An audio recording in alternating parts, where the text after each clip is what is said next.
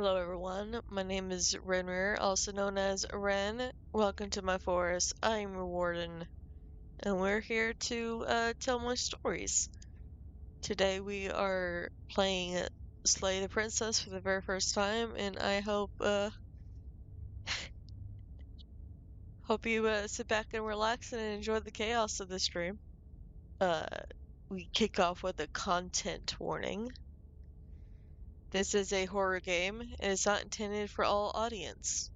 Please visit our website, www.blacktabbygames.com, if you need a list of specific content warnings. Slay the Princess contains flickering image efforts as well as parallax effect that, on a rare occasion, has caused motion sickness in players. If either of these effects cause health issues for you, you can disable them in the game's preferences. Whatever horrors you may find in these dark spaces, have heart and see them through. There are no premature endings.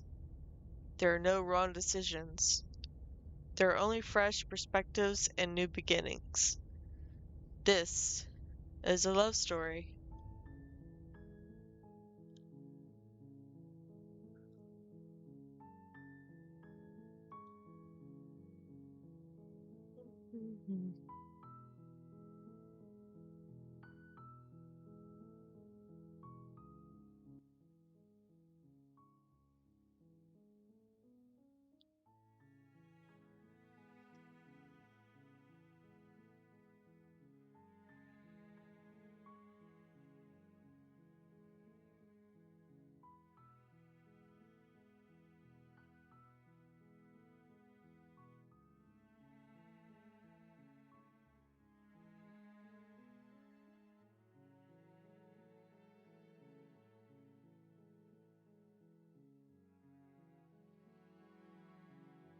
Yep.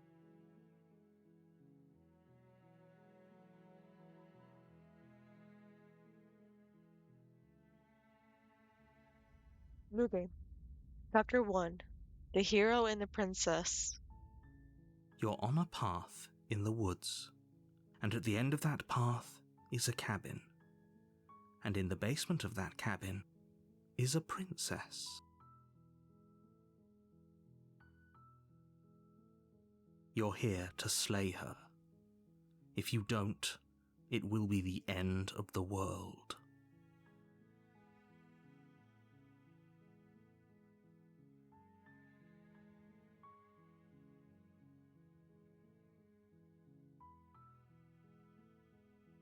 Silently continue to the cabin.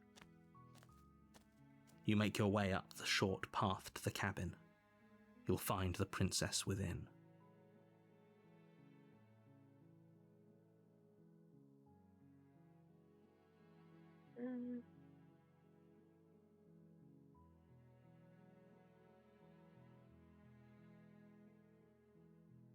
A warning before you go any further.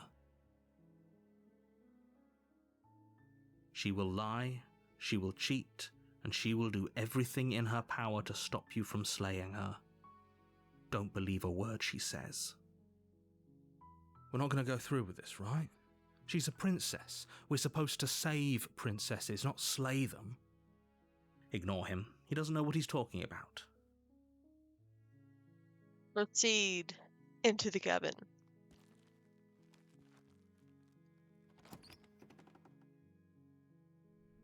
The interior of the cabin is almost entirely bare. The air is stale and musty, and the floor and walls are painted in a fine layer of dust. The only furniture of note is a plain wooden table. Perched on that table is a pristine blade. The blade is your implement. You'll need it if you want to do this right.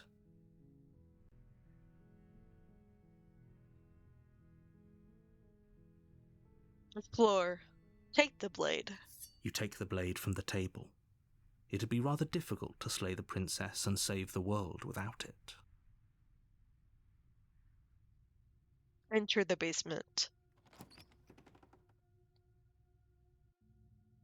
The door to the basement creaks open, revealing a staircase faintly illuminated by an unseen light in the room below. This is an oppressive place. The air feels heavy and damp, a hint of rot filtering from the ancient wood. If the princess really lives here, slaying her is probably doing her a favor. Her voice carries up the stairs. Who's there? She sounds dangerous. It's almost as if she's the one in charge down here. Don't let it fool you. It's all part of the manipulation.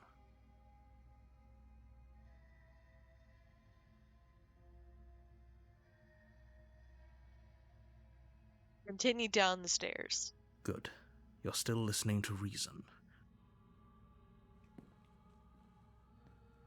You walk down the stairs and lock eyes with the princess.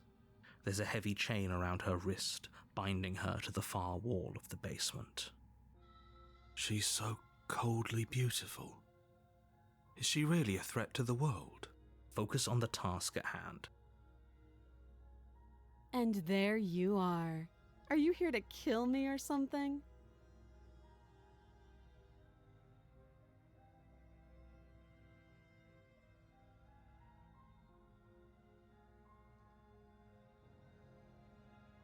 Still your nerves and step forward.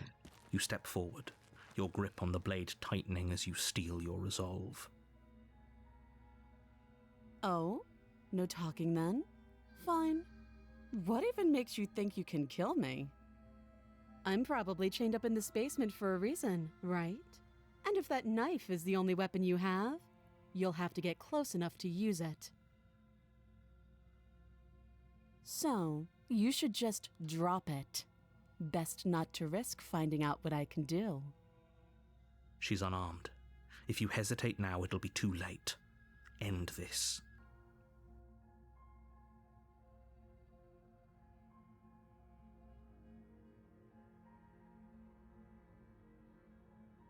Play the princess.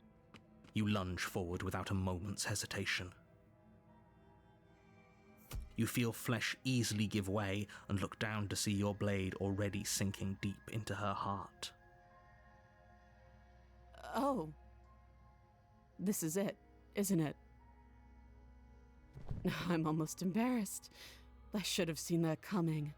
But I have to wonder, do you actually believe this was enough to kill me? It's like she's convinced she can't die. Yes, even as she lays there dying, she entirely believes herself to be alive and well. But it's over, isn't it? She stopped breathing moments ago, that arrogant look still plastered on her face. But is it over? Really over?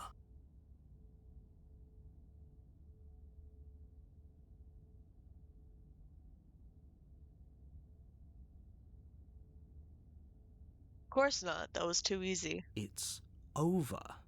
Don't get all worked up. We should make sure. What's the harm in checking for a pulse? I really don't think you should do that.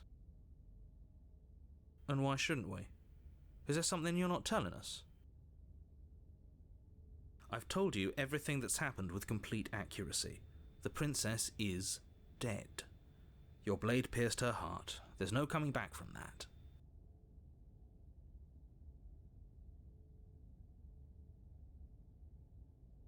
Remove the blade. You lean down and wrap your hand around the blade's hilt. But as you begin to slide it out of its resting place, you feel a sharp and sudden jab in your side. What was that? I guess I won't be dying alone after all. Quick, Oh. let's get out of here. It's too late for that now. You collapse to the ground as the mortally wounded princess twists a blade of her own deeper between your ribs. As you fall, she falls with you, exhausted by the effort, the little life that was left in her eyes fading rapidly. An eye for an eye. A life for a life. I guess we're even now. See you around. Okay. You were so close. Why did you hesitate? It doesn't matter. At least you managed to take her with you. For whatever that's worth. Everything goes dark, and you die. Oh, the end. Game over. Oh. Chapter 2, The Razor. You're on a path in the woods, and at the end of that path is a cabin. And in the basement of that cabin is a princess. Thank you, narrator. I can talk now. Thank you so much, Master, for the cheer. The Yandere Princess, aka a friend of the fate, we shall see. You're here to slay her. If you don't, it will be the end of the world.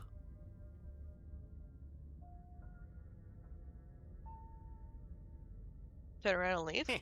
And away we go. Good call. Seriously? You're just going to turn around and leave? Do you even know where you're going?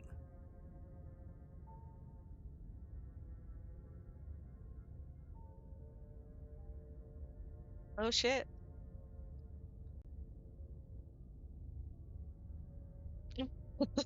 Yes, I definitely know where I'm going. I like that. Nope. Quietly continue down the path away from the cabin. Fine. I suppose you just quietly continue down the path away from the cabin.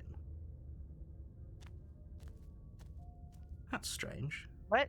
It looks like this path also leads to the cabin. How convenient.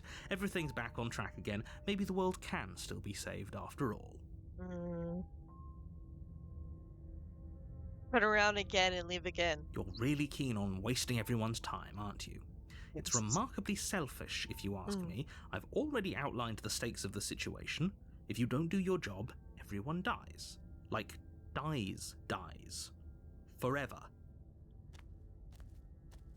But fine, you turn around and trek back down the path you came. Wait, something isn't right. Can you still hear me? You're supposed to wind up back at the cabin again. But everything is getting fuzzy. What's going on? Where are we? Hello. That son of a bitch flipped over the table, didn't he? Oh, interesting. The world around you is unwound. Its physical matter replaced by a texture nothingness. It is quiet. There is a distant rumbling, a sound of many sounds, alternating pulse louder, as something other comes close.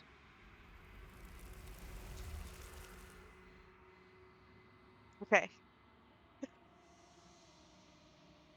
Feelers probe across the fabric of reality. Extremities find your unconsciousness and wrap themselves around it. You are no longer alone. Resistance. Fingers drag claws across the glass surface of your soul. Of a soul? Frustration. This vessel is full of you. I need something empty I can crawl inside of. I need something shaped like me. Embrace the thoughts constricting you. Urgency. You have a story you need to finish. It is the only way for us to escape this place. Force pushing against your will. No, you cannot go back. Not there. Regret. This world is broken beyond repair. You must be something new. A wagging finger. There is only so much thread in this place. Do not waste it. I am our only salvation. Denial. Chapter 1, The Hero of the You're on a Princess. path in the woods, and at the end of that path is a cabin. And in the basement of that cabin is a princess. You're here to slay her. Mhm. If you don't, it will be the end of the world. You can skip previously seen dialogue by hitting tab on your keyboard or RI on your controller. Oh, okay. Thank you. So we followed what he wanted. We went to the cabin. We killed the princess. The second run is we ignore the shit out of him. So this may be my first playthrough of all time, but I've seen bits and pieces here and there. Hmm.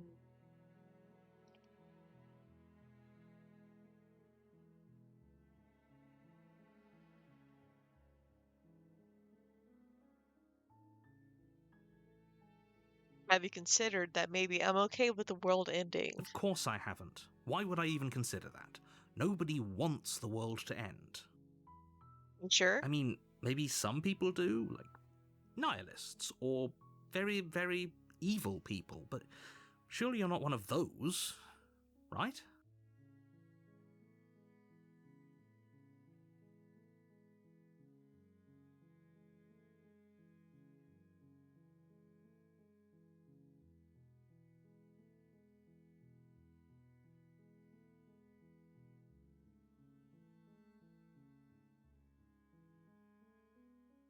Oh my god, these answers. What kind, oh my god, I can read. The end of the world. What are you talking about? I'm talking about the end of everything as we know it. No more birds, no more trees, and perhaps most problematically of all, no more people. You have to put an end to her. No more people. That sounds like a great thing. But how can a princess locked away in a basement in the world? Don't linger on the specifics. You have a job to do here. Just get in there and do what needs to be done. We're all counting on you. Who's all? Do you have any evidence to back this up? Look, you're already on the path that leads to the cabin. No, Why I'm would you not. be here if it weren't to complete a very important task? You've made it this far, you might as well reach the end of your journey. No. Have you considered that maybe the only reason she's going to end the world is because she's locked up? While I appreciate the mental exercise, we are running up against a bit of a ticking clock. Are we though? Nevertheless, let me assure you, the princess is locked up because she's dangerous. She is not dangerous because she's locked up. And before you decide to waste even more of our time by asking how I know that, let me suggest a more pragmatic lens through which to view this situation. But Causality doesn't matter here, because the end result is the same no matter what led us up to this point. If the princess leaves the cabin, the world will end, and there is no changing that. It's no use arguing semantics over a metaphorical chicken or egg, because the egg is hatched and it's about to ruin everything. Unless, of course, you do your job and slay her. killing a princess seems kind of bad though, doesn't it? Does it? Are you a monarchist? Is slaying a princess that much worse than slaying a fisherman or a miller or a seamstress? If anything, slaying a princess is much better than slaying a seamstress. Seamstresses contribute something of value to society. Can't someone else do this? Oh, if only that were the case, but I don't make the rules. I have to say, I'm surprised at your reluctance thus far, but unfortunately for the both of us, you're the only one who can pull this off. Like I said, I don't make the rules, no matter how much I wish I did. Interesting. Do I get some sort of reward for doing this? Yes, but you'll have to slay her before you get it.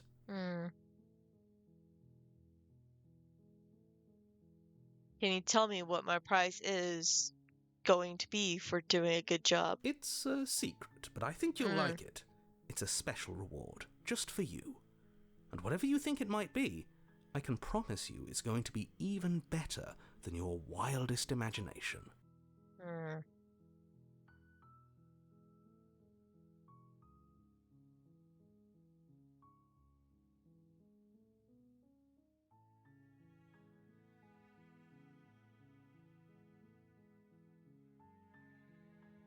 Forget it, I'm not doing Are this. you serious?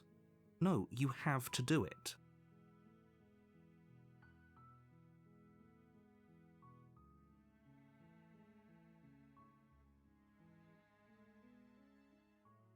Should I do it again?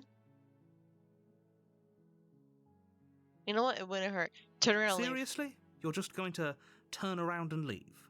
Bye. Do you even know where you're going? Nope.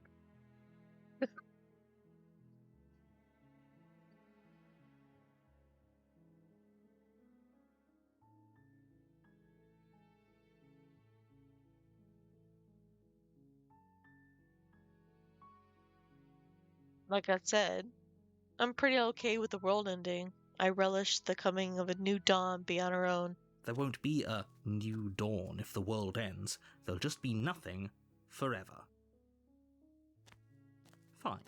I suppose you just quietly continue down the path away from the cabin. Good. What we're being asked to do here is wrong. Better to wash our hands of this whole situation than to take part in it. Ignore that annoying little voice. He doesn't know what he's talking about. Okay. That's strange. What? It looks like this path also leads to the cabin. No. How convenient. Everything's back on track again. Maybe the world can still be saved after all. Rude. Hey, okay, I'm going to the cabin. Jeez. That's great to hear. As long as you bring that fiery attitude to princess slaying, I think this will all resolve splendidly. A warning before you go any further. What? She will lie, she will cheat, and she will do everything in her power to stop you from slaying her. Don't believe a word she says. Fortunately, she's only a princess, whereas you are a valiant and talented warrior. It'll be easy, so long as you stay focused. We can't just go through with this and listen to him. She's a princess. We're supposed to save princesses, not slay them. Proceed into the cabin.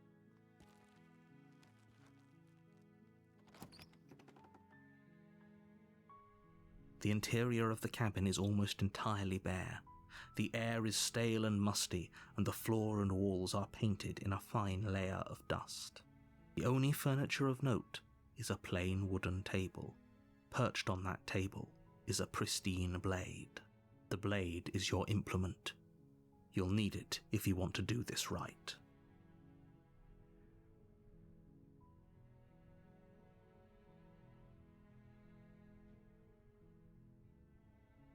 Enter the basement. The door to the basement creaks open, revealing a staircase faintly illuminated by an unseen light in the room below. This is an oppressive place. The air feels heavy and damp, a hint of rot filtering from the ancient wood. If the princess really lives here, slaying her is probably doing her a favor. Her voice softly carries up the stairs. Hello? Is someone there? It's hypnotizing. It's the kind of voice you only have to hear once to remember it for the rest of your life. Don't let it fool you. It's all part of the manipulation. You're playing a dangerous game by coming here unarmed.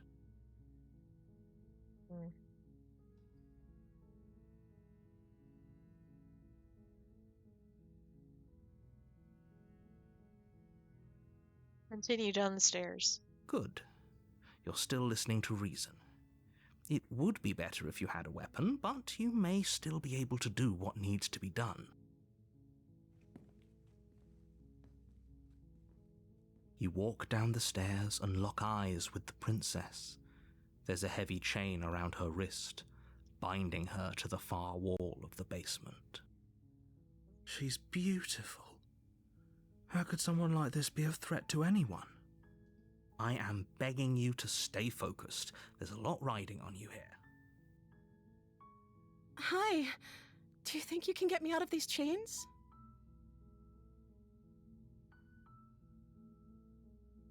I'll see what I can do. You're only making this more difficult. Thank you. Thank you. You're making a huge mistake. No, you're doing the right thing. You walk up to the chains binding the princess to the wall and give them a tug. They're large and heavy, far too solid for you to even imagine trying to break them apart. I'm guessing you don't have the key? Maybe it's somewhere upstairs. Doubtful. Whoever locked the princess away down here intended for her to never see the light of day. They wouldn't have just left the key to her chains somewhere in the cabin.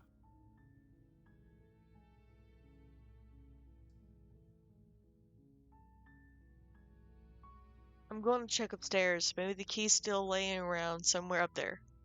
If not, maybe I can at least find something to break you free. Okay. I'll be here. Good luck. You attempt to make your way out of the basement, but the door at the top of the stairs slams shut. You hear the click of a lock sliding into place. Rude. Is someone else here?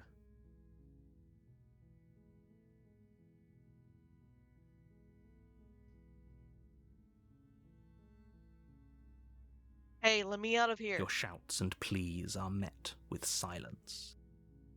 I'll repeat myself once again. You're here to slay the princess, and you won't leave until the task is done. Try the door.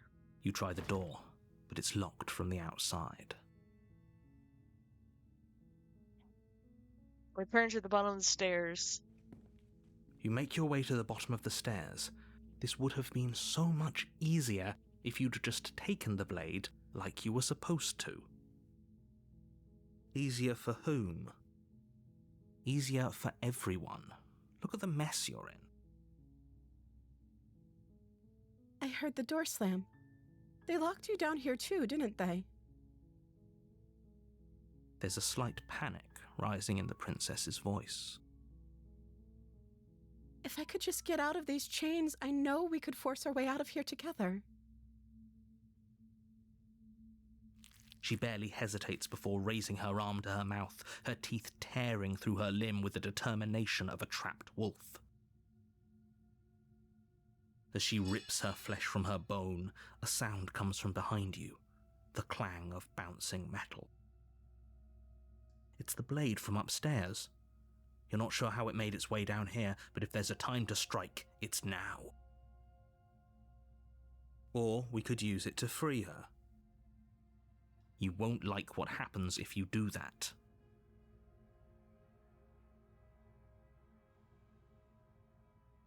Oh, come on.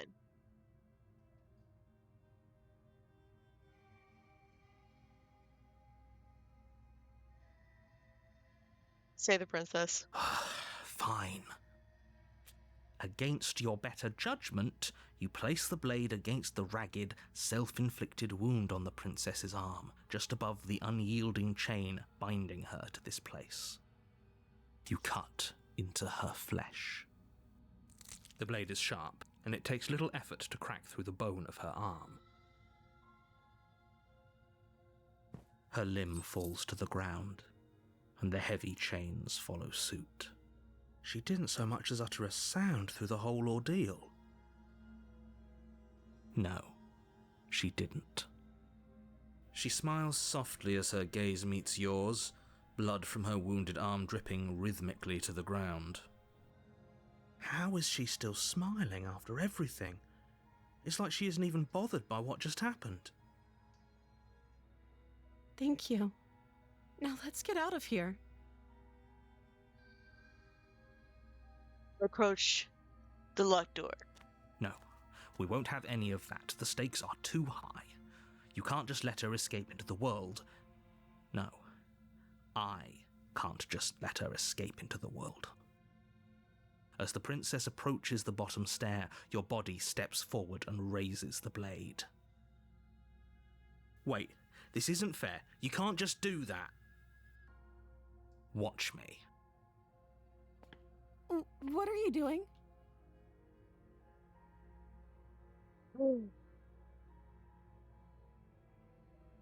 Warn her. Stop that. Something's come over you, hasn't it?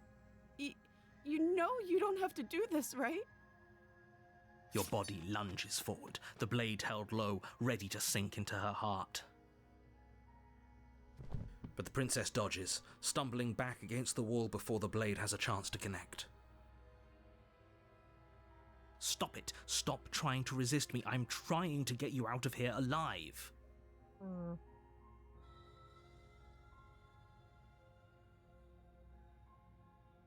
Resist. The blade!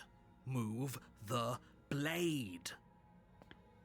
As your body remains frozen in stubborn resistance, the princess takes a cautious step forward. We both know this isn't you.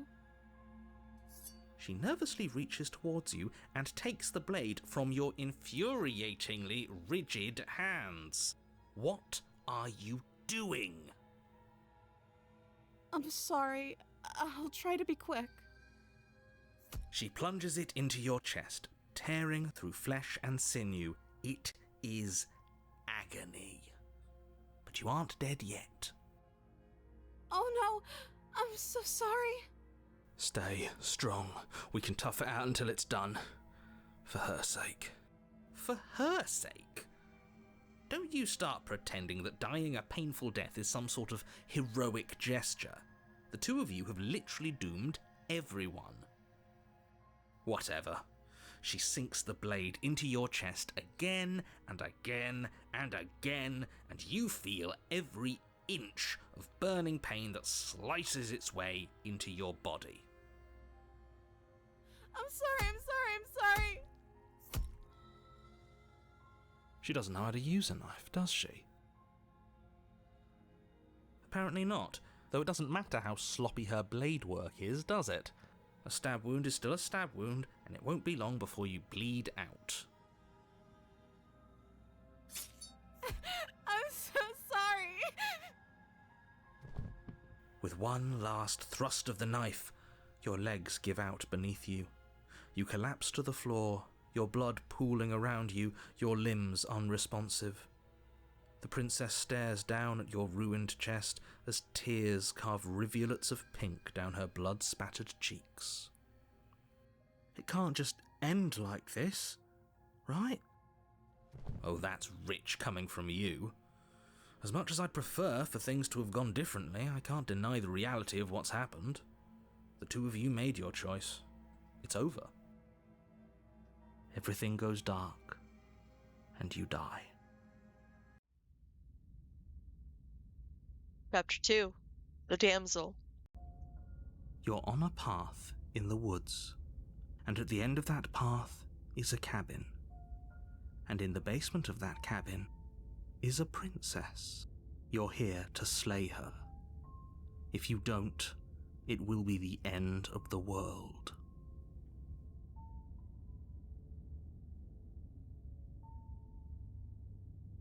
I'm getting a sense of deja vu. A terrible sense of deja vu. No, you don't have that. This is the first time either of us have been here. If he doesn't remember what happened, then maybe it's best to keep it that way. Yes, he didn't approve of us last time, did he? If we're going to save our beloved, we'll have to be sneaky about it. Our beloved? Yes, you'll have to be very sneaky about your intentions if you're going to try and save the princess. Ah, so all of the cards are on the table. Then you should know that we and the princess are in love, and the four of us will be foiling any and all assassination attempts you've got in the works. We'll see about that. Whatever you do, just be sure to ignore him specifically. It sounds like he's the sort who'd sacrifice the whole world for a peck on the cheek. What can I say? A world without love is a world that isn't worth saving.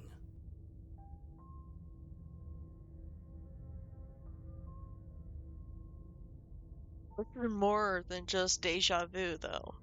I'm pretty sure this whole thing literally just happened. We could go back and forth on this forever, and it won't get you any closer to doing your job and saving the world. So let's just agree to disagree.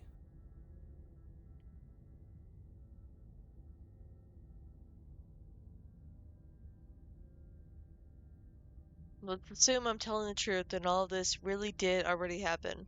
Why should I listen to you? Why should I bother doing anything? Those are two very different questions, but fine, I'll indulge you if that's what it takes to get you moving. Let's say for a moment that this really is the second time you've met me, or at least a version of me. If you're back here, I'm assuming you died, which probably only happened because you didn't listen to me. You were the one who did us in, villain.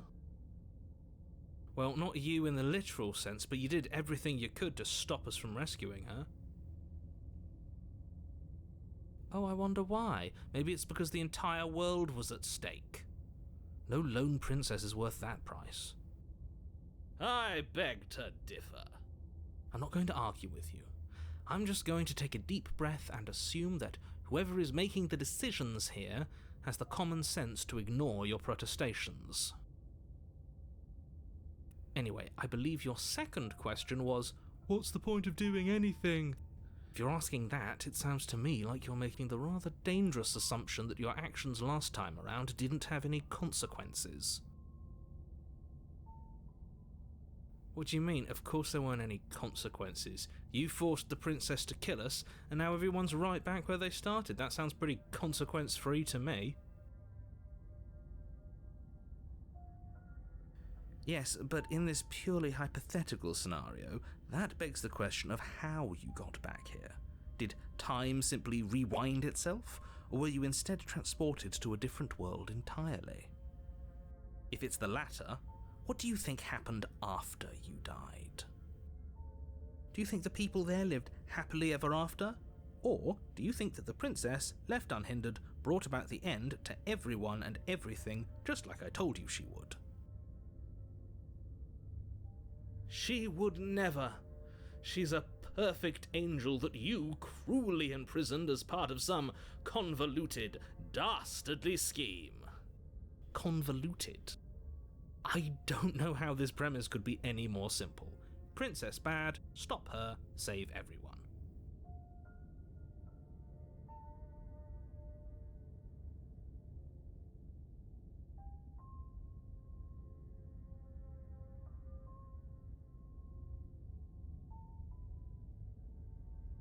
Let's talk about this princess. Just be quick about it.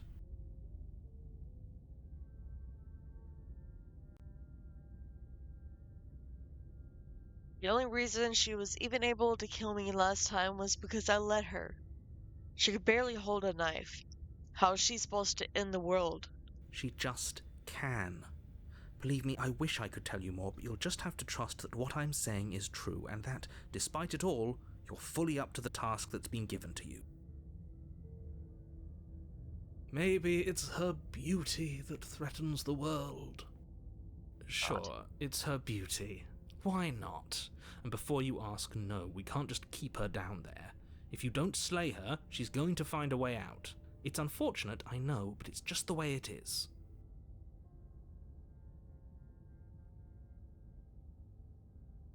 Locked her in that basement. What is this place? People locked her in that basement, and I told you what this place is. It's a path in the woods. Don't overcomplicate things.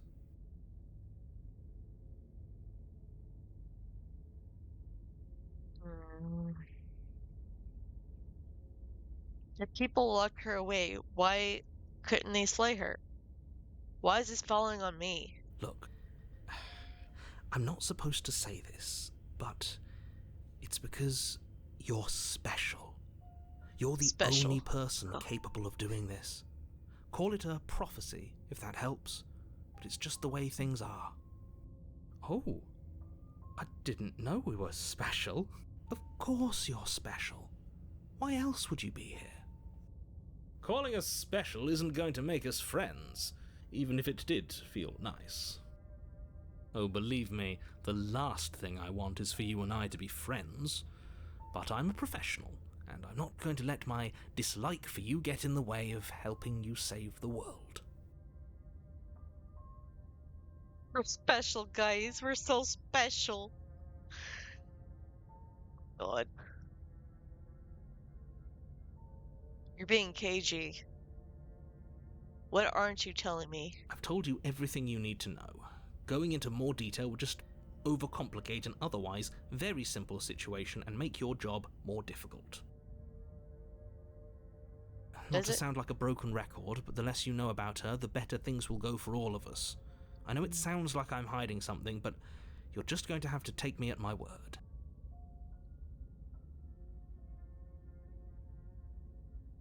That's all. Great. Now, if you don't mind, the whole world is waiting with bated breath for you to save it from ruin.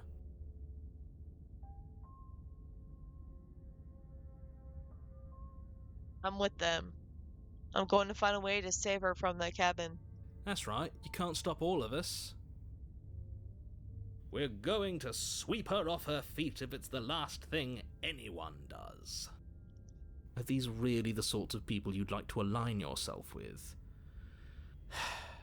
You're not at the cabin yet. You still have plenty of time to reflect on the situation. I just hope for all our sakes that you make the right call.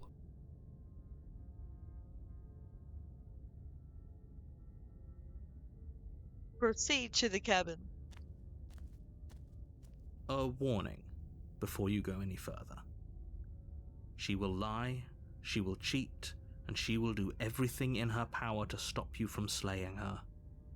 Don't believe a word she says. We already told you we're not playing along with your little game.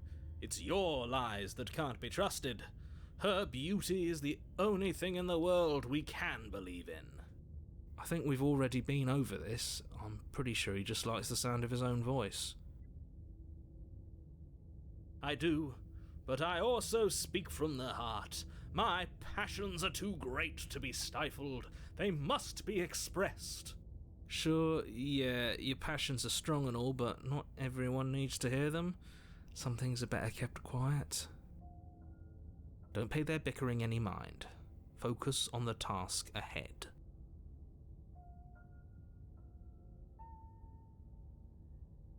Proceed into the cabin.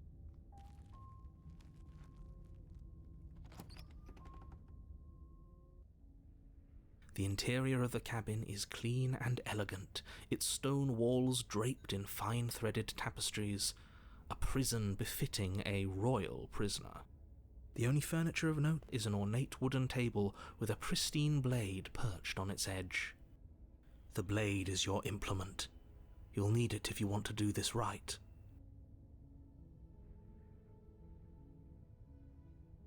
You didn't say anything about the mirror on the wall. That's because there isn't a mirror. There's a table, the blade sitting on the table, and the door to the basement. There's nothing else in here. There's definitely a mirror. There isn't. I'm sure the princess would tell us there was a mirror if she were up here. In which case she'd be lying to you because, again, there isn't a mirror.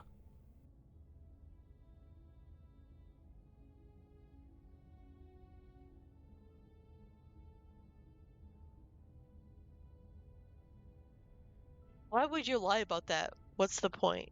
Exactly. Why would I lie about something so meaningless? What good would a mirror even do? Let you waste time preening yourself instead of doing what needs to be done.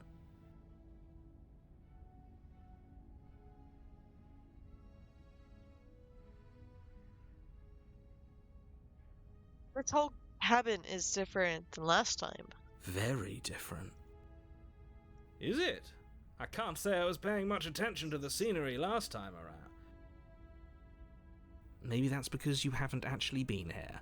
I hope this means you'll finally drop that ridiculous past life nonsense. You haven't died, and you certainly haven't been killed by the princess. So focus up. Stop letting yourself get distracted. Approach the mirror. You walk up to the wall next to the basement door. It's a wall. There isn't much to see here. This really isn't funny. Wipe the mirror clean. You reach forward and rub your hand against the cabin wall. I hope you know how ridiculous you look right now. But it was there a second ago. And now it's gone. Pity. We could have a feather out of place, and now we'll never know. We can't gallantly sweep her off her feet if we have a feather out of place.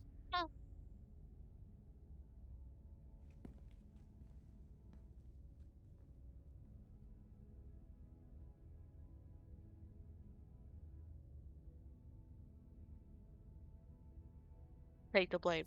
You take the blade from the table. It would be difficult to slay the princess and save the world without a weapon. I suppose if we're to play the role of dashing knight, we need an equally dashing sword. That way she'll know we can defend her from her enemies. Hopefully it doesn't put her on edge, and hopefully it doesn't get turned on us again. There's no use arguing over motivations right now. It's good that you took the blade. You'll need it to do your job. Enter the basement. The door to the basement creaks open, revealing an intricate stairwell. Gold-trimmed carpet glimmers in the light of the torches positioned along the walls. The basement almost seems welcoming in the dim firelight. But it's still a stone basement. If the princess lives here, slaying her is probably doing her a favor. A soft voice carries up the stairs. Hello? Is someone there? Her voice, it's somehow even more beautiful than last time. I can hear wedding bells already. I've held my tongue till now, but you're taking this a little too far. We barely even know the princess. We can still do right by her without all this over-the-top fawning. Yes, for everyone's sake, you're not in love. Just remember that her charms are all part of the manipulation. You walk down the stairs and lock eyes with the princess. There's a heavy chain around her wrist, binding her to the far wall. My love, we're here to rescue you from your unjust and foul imprisonment. You know she can't hear you, right? She may not be able to hear my words, but surely she can hear my spirit. Oh, your spirit's plenty loud, all right. It's you, my dashing hero. I was so worried you wouldn't come back. Did you hear that? She said we're dashing. And she called us a hero. Flattery really goes a long way with the two of you, doesn't it? Waiting for you to come back. I didn't want to believe your ravings back in the woods, but this is next to incontrovertible evidence. You've been here before. That's right, villain, and you killed us. Well, she killed us. Only because he made us try and kill her. It was self-defense. Our beloved's hands remain unstained by cruelty. And you've died before. So an entire world has been damned to oblivion. I'd really hoped I'd be the first, but what's done is done. What matters is you have a chance to do it right this time. Now, hold on. If she actually ended a world, are you sure we want to do this? Are you sure we want to rescue her?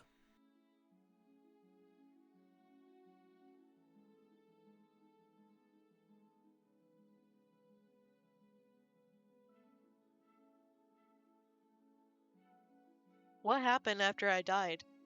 You died, and now we're talking. Oh, that makes sense.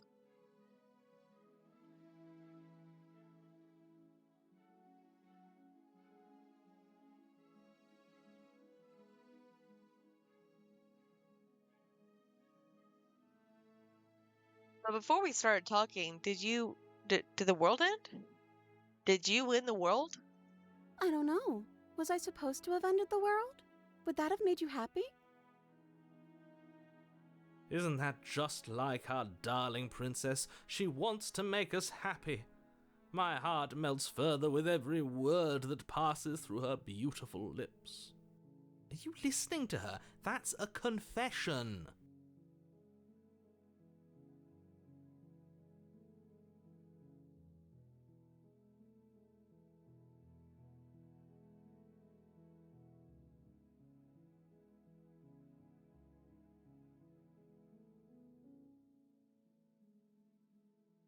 No. I don't want the world to end. Then I didn't end the world. Awesome. See? She didn't confess anything. She is innocence itself. I'm not so sure.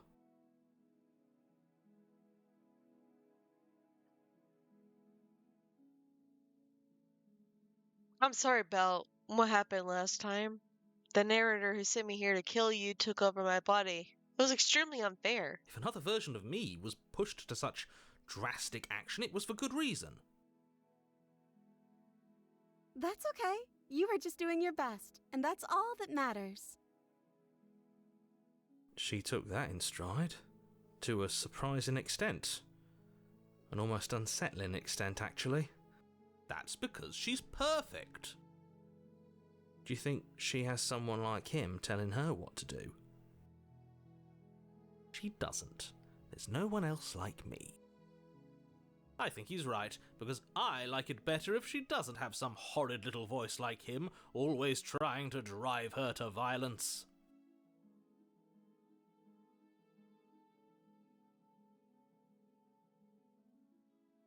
Do I have to cut you out again? I really didn't care for that last time. I'm okay with whatever you come up with. You can cut my arm off again. We won't be laying a finger on her perfect wrists, and indeed, we won't even have to. Do you see how dainty her hands are? We'll be able to slip her right out with no harm done. What? No, she's a prisoner here. You can't just slip her hand through the chains. Why are you two arguing over the logistics of slipping her hand out of her shackles? She just said she'd be okay with any idea we came up with. Am I the only one here who thinks that's weird? She didn't care last time. Why should she care this time? That's our stoic, smiling angel. No, you're right. It's extremely bizarre behaviour and further evidence that she's a monster who's not to be trusted. So go ahead and slay her.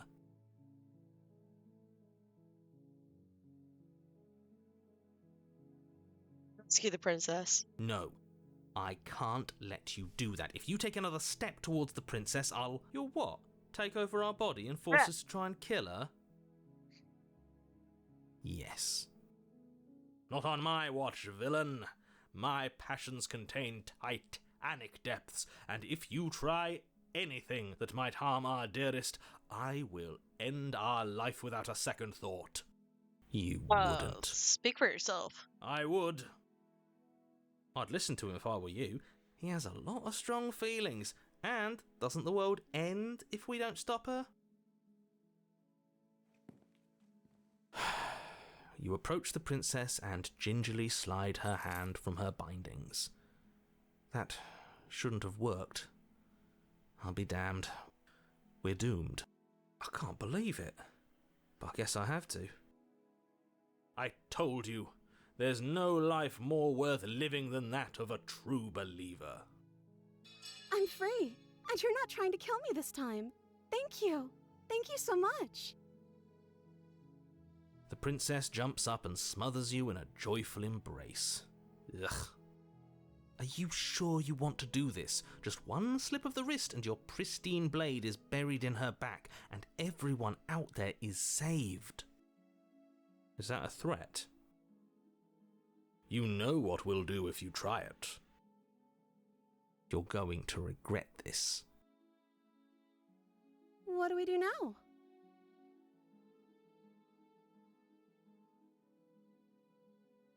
What do you want to do?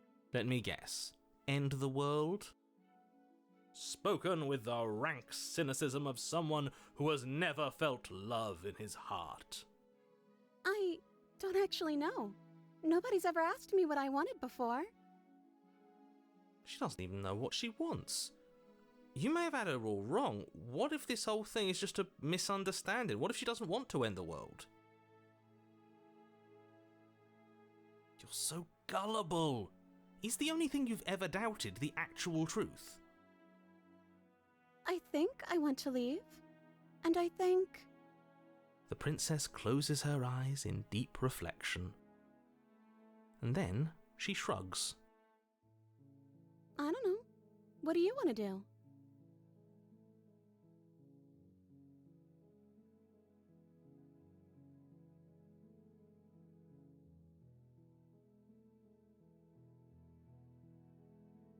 There must be something you want. I just want to make you happy.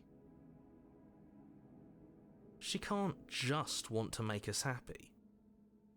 It makes sense to me. That's all I want for her, so of course she'd want the same for us.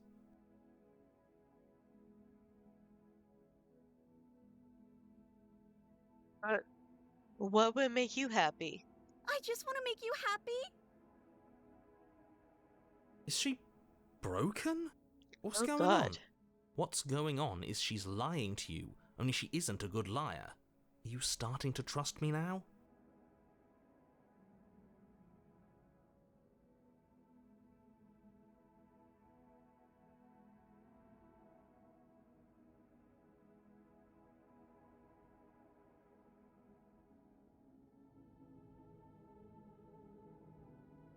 You have to want something more than just making me happy. Okay, I'll find something else to want if that makes you happy. Ugh. This isn't right. I don't know what's going on, but this isn't right. I fail to see the problem here. She's just sweet on us. You don't have to act like it's a big deal.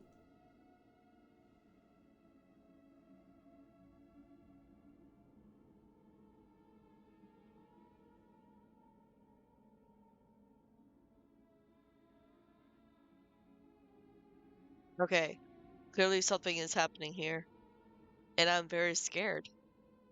What if we just don't do anything? What if we just stay here? Nobody gets hurt. And we just figure out a way to be happy together. Oh, is that really what you want? If you think that would make you happy, then... Her eyes dart uncomfortably to the corners of the room. I guess we could do that. Well, at least she's normal again. Normal again? Can't you tell she's sad? She's distraught. This is unacceptable. But she can't be unhappy about staying with us. Can she? No. It has to be him. It has to be this place. If we just made these walls more fitting for a princess, if we just say the right things, if we just showed her the contents of our heart, she'd be happy here.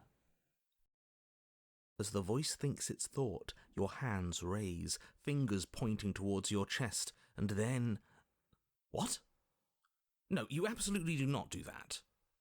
Oh, but I do. What? What is he doing? We can't see unless you tell us. Are you sure you want to know? I suppose I can't stall forever. You plunge your nails into your chest, digging deep, grasping for a handhold. And you find it, your fingers curling around your ribs. Oh no, what are you doing? Are you okay? You can't do that and be okay. Time out. He should not be allowed to do that. He's not the decider. And yet, it's done, isn't it? It will be soon. You yank violently, your bones cracking with wet pops as you pull yourself apart inch by painful inch. Your exposed heart, framed by jagged ribs, thumps rhythmically in your raw, bloodied chest. The loosened, threads of your body unfurling to cover the surface of the room. Don't mind my sacrifice. It's a fair price to pay to give her everything she doesn't know she wants. Oh, I see. You're trying to tell me something. It's beautiful. The princess, mesmerized, reaches towards your beating heart, and then everything goes dark and we die? Yes. Slug, happily ever after. You're on a path in the woods. Mate, we're clearly already in the cabin. Excuse me? You're clearly... Oh. Huh. So you are. How do you know about the cabin? I didn't get to the cabin part of my opening monologue yet. We've been here before. Well, not here, but I'm sure you know what I'm talking about. You knew about the loop-in last time. Not that he was eager to divulge that. And right on cue, here's the new guy. Welcome! Can't say I'm happy to be here. Okay, yes, I get it. You've been here before. That's terrible. You know that, right? Because the only reason you would have been here before is if you failed in whatever world you'd come from. Meaning you doomed an entire other reality. But I'm sure since you're so well-travelled, you know that, yes? We know that you keep telling us that, but we've never seen a world end. As far as I'm concerned, that whole conversation is just noise. And I'm stuck on a better question. Where's the other one? The other one? Yeah, a certain lovesick fool has been suspiciously quiet. One might even say, absent. Oh, you're right. It's a little quiet here, isn't it? Maybe that's one of the rules. Maybe only one bonus voice is allowed to be here at a time. Bonus voice? I'm just as important as you are. I'm not saying it's a bad thing. All I'm saying is that it's my third time here and it's your first. You're not unwelcome, but from my perspective, you're definitely bonus. I'm going to describe the room now. The interior of the cabin is vast and regal. High arched windows line the walls, their multicoloured glass casting kaleidoscopic patterns across the stone floor. An iron chandelier hangs from the vaulted ceiling, its many candles lit with flickering light, vaguely illuminating the massive room. This is a house fit for royalty. Before you, there isn't a blade, is there? That's not good.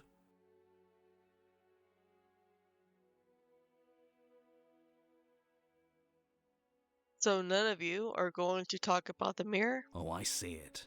I've just been preoccupied with everything else going on. Like the fact that we can rip our own heart out without deciding that's what we're going to do. Is that what happened to you last time? How did that even work? You better not do it again. Lucky for you, the one who did it is the one who's gone. Wonderful. Moving on, I have no idea what you're talking about. There is no mirror. There's only the stained glass windows, the empty table where your blade should be, and the door to the basement.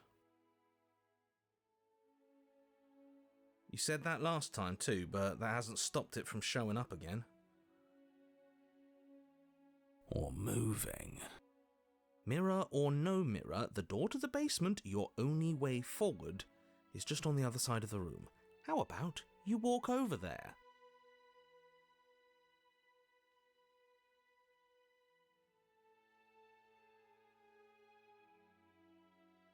Doesn't matter if the blade's here. We didn't use it last time, and the time before that she used it to kill us. I see your point, but it's still an option that's been taken away from us. I don't like losing options. There. Yes, and it's an important one. It's your implement. You're going to need it if you want to do this right. And the fact that you're here, right now, again, means that you have not yet done this right. But it's not there, is it? We don't even get the choice. So, what are we supposed to do? I don't actually know. I'm sure it'll turn up somewhere. It has to. It's part of the whole structure of this place, I think. At the very least, it's important. Approach the mirror. You cross the room, stopping just in front of the door to the basement. What is this about that supposed mirror? Just reach forward and fumble around a bit. I'm sure you'll find the handle. Well, shall we have a look at ourselves? Maybe it won't go away this time. Reach forward. You reach forward, your hand instinctively wrapping around the handle. Figures. And then you push the door open. Marvellous. We can proceed. It would seem that the stairs to the basement don't lead to a basement at all. Rather, they go up. They're draped in fine carpet, too, one that feels pleasantly soft against your feet. If the princess lives here, slaying her would probably... no, that doesn't work here at all. This place is nice. It's fancy, even. I have to say, whatever you did in your previous lives, I deeply dislike how much it's thrown me off my rhythm. Well, if all of this has thrown you off your rhythm so much, then maybe we don't have to slay the princess. No, you absolutely do. Just because she lives in a nice house doesn't mean she doesn't pose a direct threat to all of reality. It's in her very nature. Am I the only one who remembers how much she changed last time? Does she even have a nature? That is precisely why she poses a threat. I don't know, she got weird for a second, yeah, but she didn't change that. We have to move on. This is a wildly dangerous line of reasoning. No, you can't just say that and not... Her voice, gentle and warm, with an undercurrent of fatigue, rolls down the stairs. You're home. Dinner's ready. As much as I desperately want to know what happened last time, we are not going to examine it. The more we think, the worse this gets. Why are you so on edge? This is much nicer than what we're used to. I'd like to have dinner. Dinner sounds nice. That is the problem. This isn't supposed to be nice, and she's supposed to be a prisoner. I need to stop talking. I need to stop talking. Just go upstairs, okay? And don't eat the food.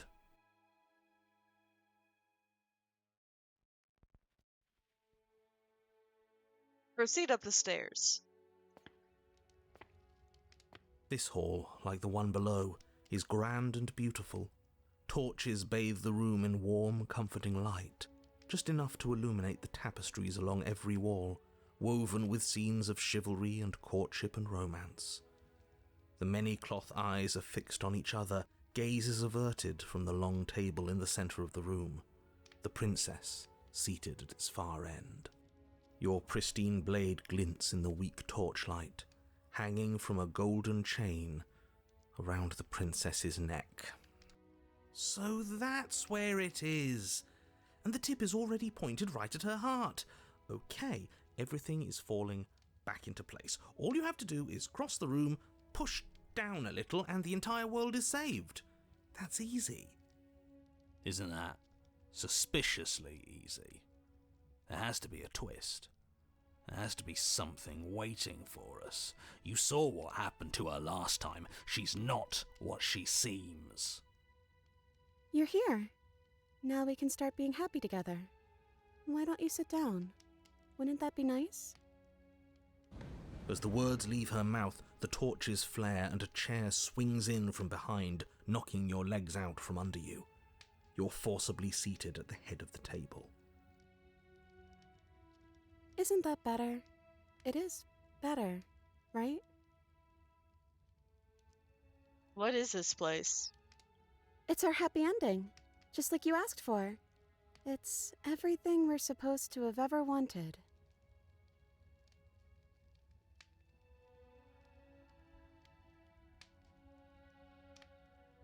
What are we supposed to do now?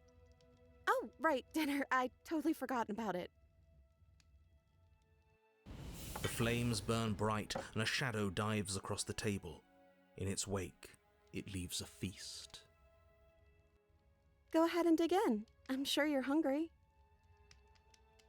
Remember what I said. Oh, but it looks so amazing, and after everything we've been through, we could really use a break. Are you sure we need to be so concerned? I'm not sure about anything, and that's the problem. For what it's worth, I generally don't think one should trust strange food that magically appears on a table. But nothing here is exactly what I expect it to be, so make of that what you will.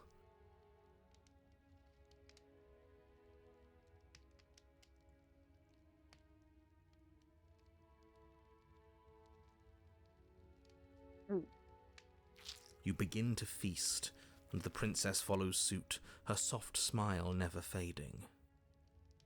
The food is more exquisite than you ever could have imagined. You sample countless otherworldly dishes, sauces and bread and hearty stews whose tastes dance across your tongue. You tear at hunks of meat practically melting from the bone, juicy and tender and bursting with flavors you could scarcely begin to describe. Your cup fills itself again and again with a flowery nectar so sweet it tastes like glimmering jewels. This really is perfect, isn't it? It is the best meal you've ever had. But then it's over, and you're just as hungry as when you began. Oh. Wasn't that perfect? We should do it again. The shadow washes across the table, clearing and replating. The feast is once again laid before you. The food is good. Again, you tear into golden crispy flesh, dab at the slurry of aromatic sauces on your plate with thick-crusted bread, sip your goblet of sparkling gems. But you have done this already. And then it's over. And you're just as hungry as when you began. You're still hungry too, right? I know this wasn't as good as it was last time, but we just have to do it again. That's all. It'll be perfect if we just do it again. And so the shadow sweeps over the table, clearing the old and laying out the new. And so you do it again. The meat is fine, the bread is fine. You sample the side dishes and they're fine too. You finish your goblet, the liquid within no longer glimmering on your palate, instead leaving your mouth coated in a tacky film. You put it down and it fills again. You do not drink more. So we had a mediocre meal. It's not a big deal. That's the trap. It wasn't mediocre at first. It's trending down. We're just getting a little sick of it. So what? We just have to try something new. I'm sure we won't be stuck eating the same meal forever. Regardless of quality, it's over again, and you're just as hungry as when you began. Again. No, something was wrong that time. But maybe I was just tasting it wrong. It looks just as good as it did the first time. It shouldn't taste like this. Again, the shadow replaces your feast, and again you eat. The meat is greasy. The bread is tough, its crust hurting your jaw as you chew. The grey vegetables are barely worth the effort of picking through. You don't even touch the goblet, its sickly sweet aroma utterly unappealing. I'm so tired of eating. At least you still have the memory of how good it was the first time, right? I'm so tired of this. As the words leave her mouth, one of the torches on the wall sputters and then goes out entirely. What just happened? Did I do something wrong? A light went out. Maybe a coincidence, but maybe not. As if in response to the dousing of their brother, the other 3 torches blaze brighter, their flames licking at the walls. Their shadows deepen, dancing angrily across the stone.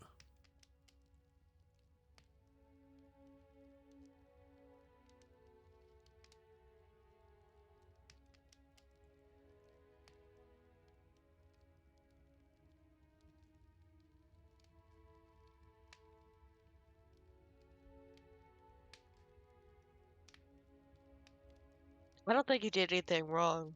I think you just said something you wanted to say. But it was wrong. I took away a piece of our light. I'm not supposed to do that. I don't want him to be upset with me.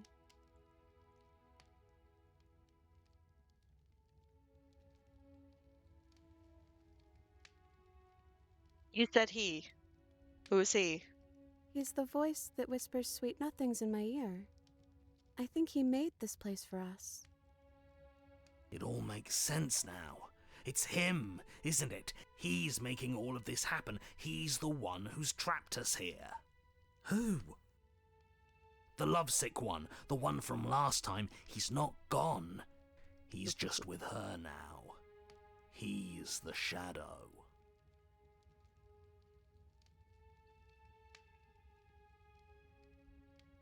Hey, Smitten, you were real chatty last time. Don't you have anything to say? Smitten? The torches flare and the shadow grows for a moment, but you don't receive a response. No, I saw him smile. That's him. Regardless, it would seem that he, if there is a he, isn't something you can talk to. He says his words are just for me, but he wants me to ask. Isn't this enough? Isn't this what you wanted him to do? He says he's tired. I don't think he'll answer anything else you have to say.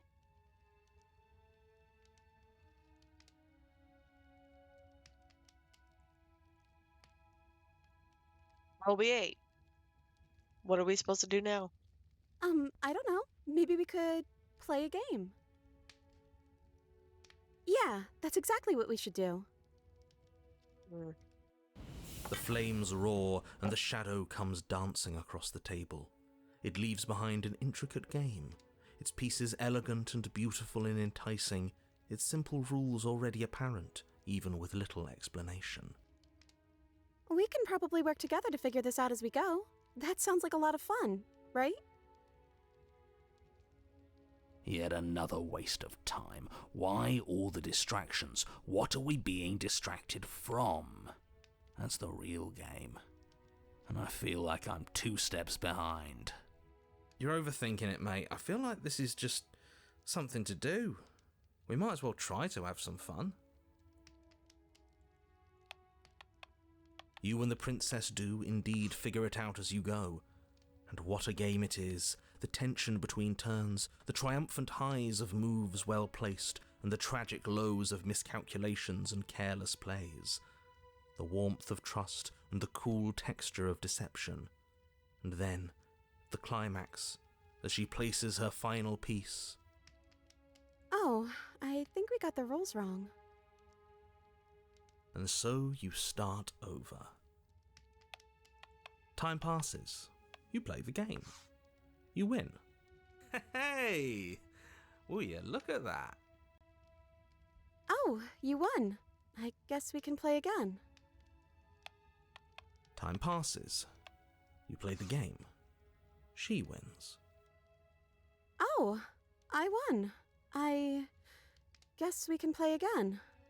There is a long pause, and the board does not reset. This isn't fun anymore, is it? It's never going to stay fun. You don't need me to tell you that it isn't.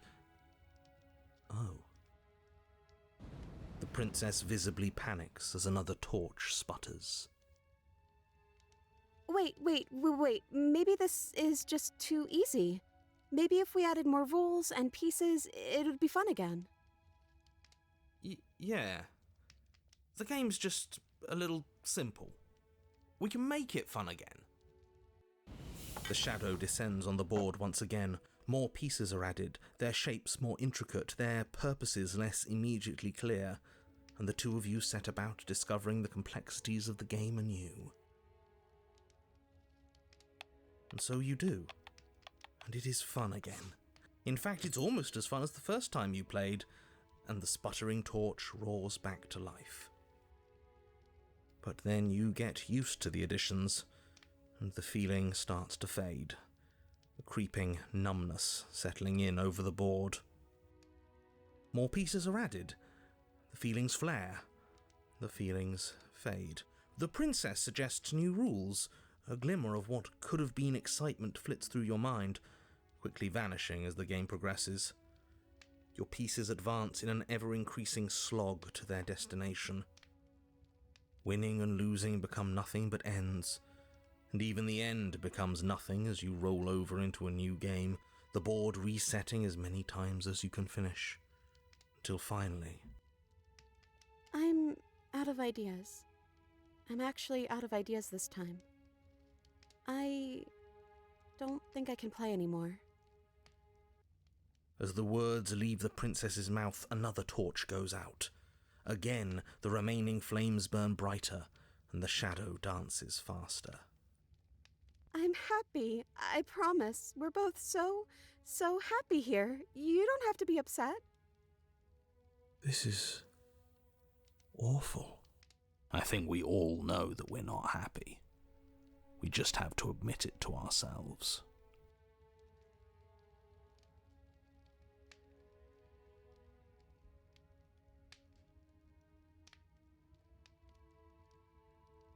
Are you actually happy here? The princess starts to hyperventilate, her quick breaths punctuating the uncomfortable silence between you. Yes! Why wouldn't I be? Let's not talk about it.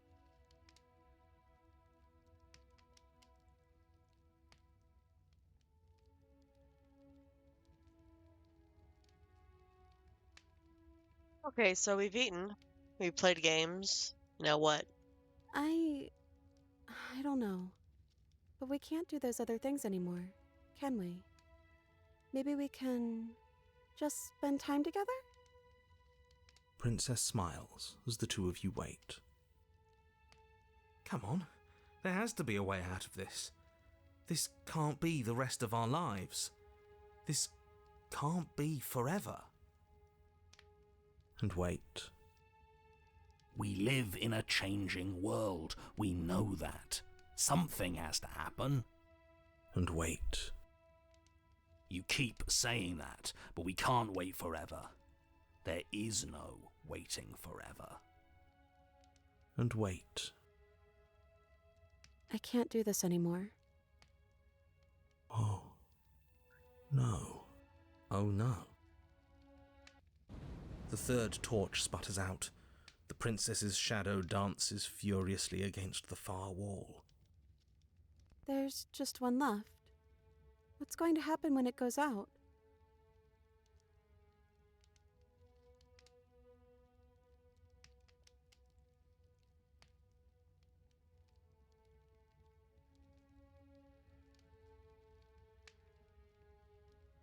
Don't worry about what's going to happen.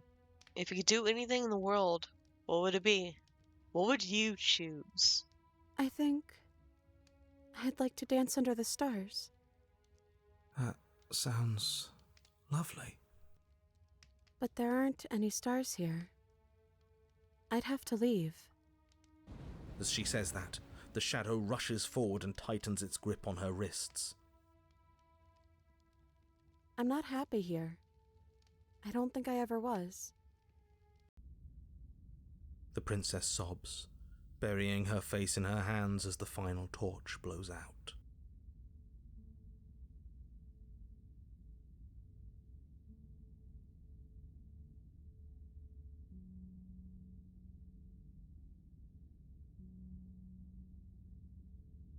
Are you okay?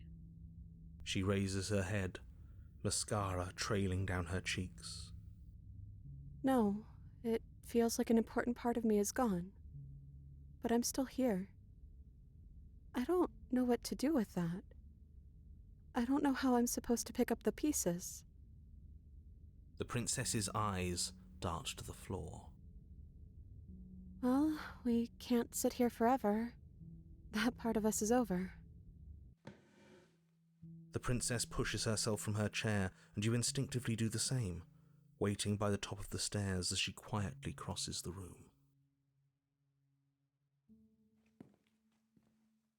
Do you still care about me?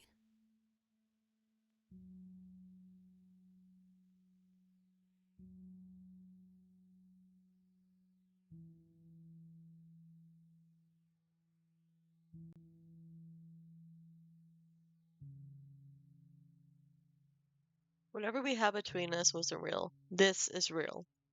I don't know what this is.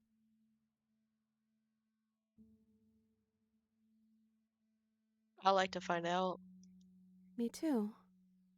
And I don't think we're going to find anything here, so I guess it's time for us to leave.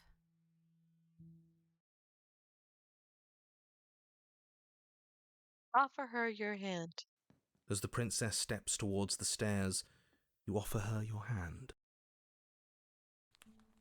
The corners of her mouth curl into a demure smile, and she gently takes your hand in hers.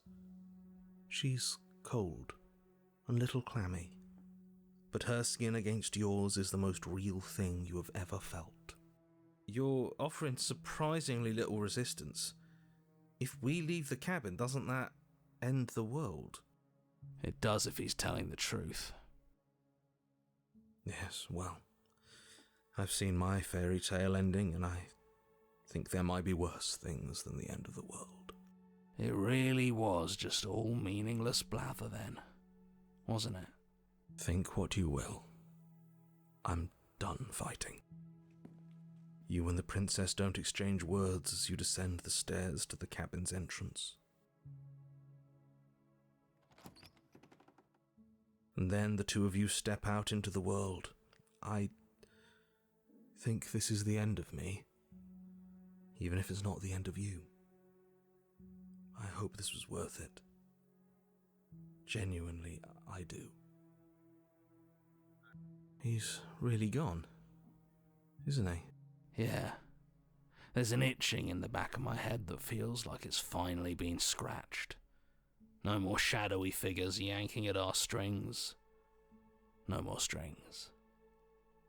I guess we're free. The stars are so beautiful.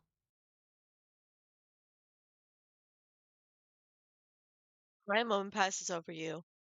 A comfortable I meant quiet. it when I said I wanted to dance.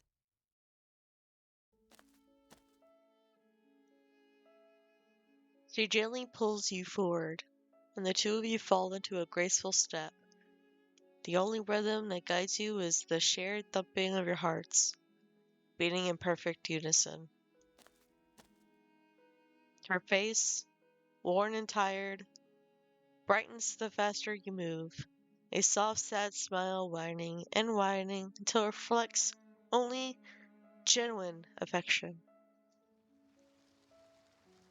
You center out in a wide spin, and your arms stretched to their limits, only the teeniest grasp of your hands in hers holding you together. You share a gaze that feels like it lasts forever. Thank you for taking me here. This is nice, even if it's a little cold outside.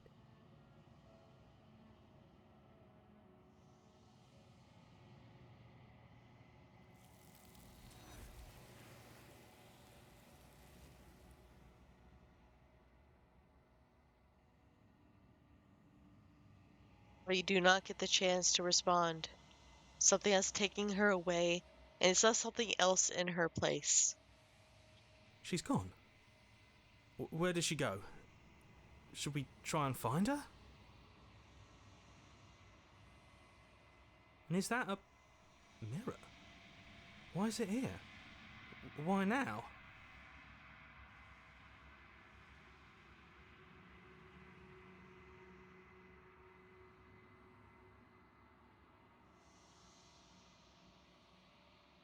I think I'm supposed to look at the mirror. There's something dreadful about it. I don't think you should. You're right. Part of me wants the truth, but something stronger is holding me back. Fear.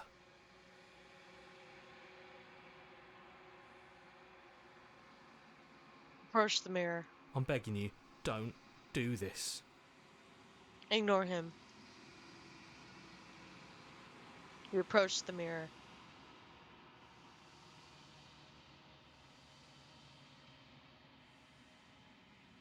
Gaze into your reflection.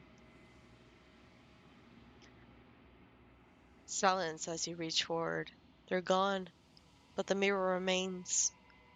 It's time for you to see what's in it. It's you. You are alone in a place that is empty. It is quiet here. Proceed to the cabin. You are at the cabin. Approach her. You recognize a presence inhabiting the shell. It is the entity that dwells in the spaces between. Something returns to the long quiet. It has surrendered its path of annihilation and brings me the gift of a fragile vessel.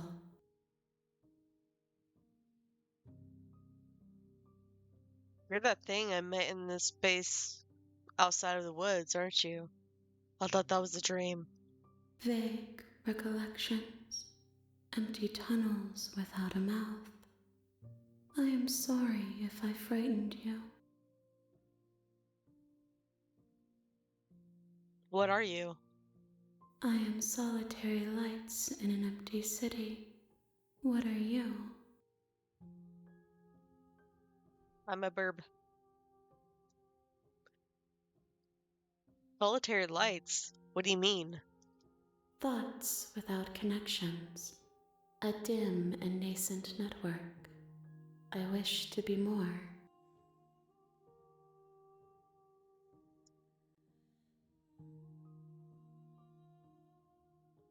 What do you think I am? I think that you are like me. We are oceans, reduced to shallow creeks.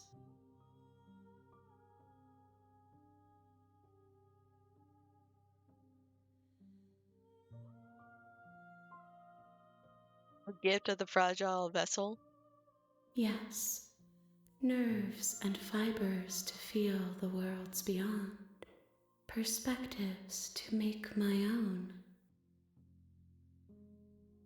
This one is a songbird in a cage of gilded shadows. She will make for an honest heart. Do not mourn her. She has finally learned to sing for herself.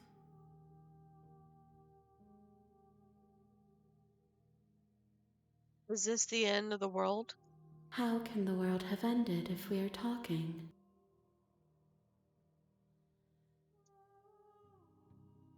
You know the narrator. You are the only thing I have ever known. The space we're in is vacant. Nothing comes here but us.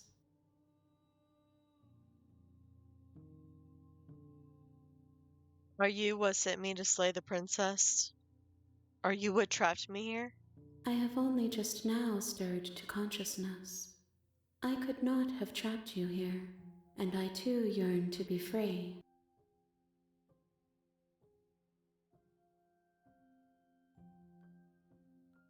Do you know about the worlds beyond this place? I know only that they are. Are you the princess? She is part of me, and part of me is her.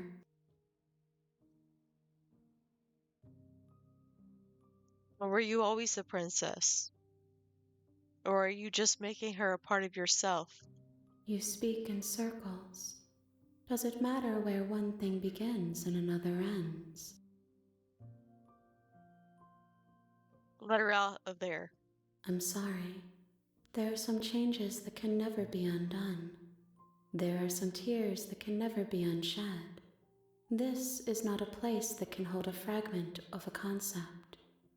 The moment she arrived here, she was going to return to me. I promise that it doesn't hurt. What happens now? Nothing, as we are. But I know that there are worlds beyond us, and that we are meant to reach them. There is no exit, but this vessel is a creature of perception. She can make you forget, if only you believe her to be able to. Bring me more perspectives, so that I may be whole, and perhaps then we will know our freedom.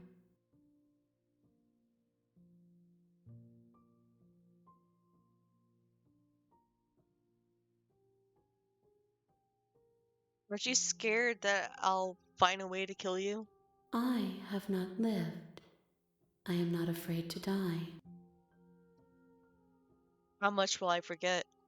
Everything. until we meet again.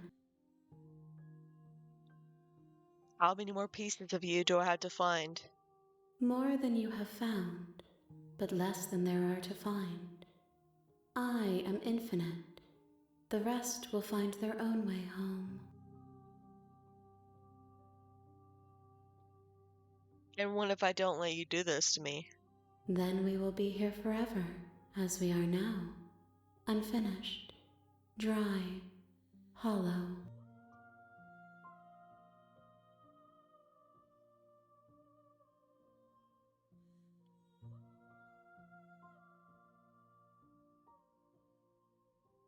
I was sent to slay the princess to stop her from destroying the world.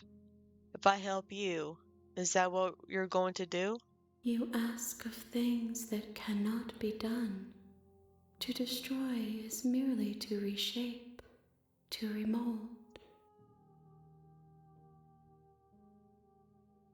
You're being somatic.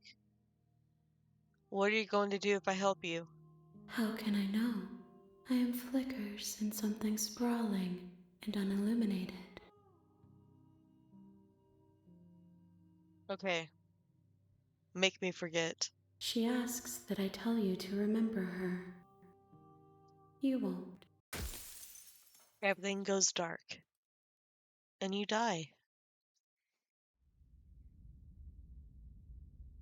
The hero and the princess. You're on a path in the woods, and at the end of that path is a cabin. And in the basement of that cabin is a princess. You're here to slay her. If you don't, it will be the end of the world.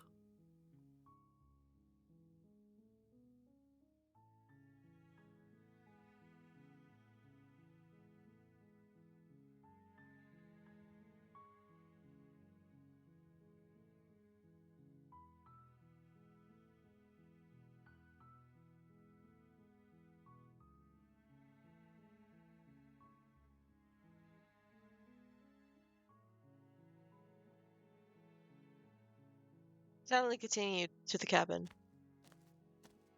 You make your way up the short path to the cabin. You'll find the princess within. A warning before you go any further. She will lie, she will cheat, and she will do everything in her power to stop you from slaying her. Don't believe a word she says. We're not going to go through with this, right? She's a princess. We're supposed to save princesses, not slay them. Ignore him. He doesn't know what he's talking about. Proceed into the cabin.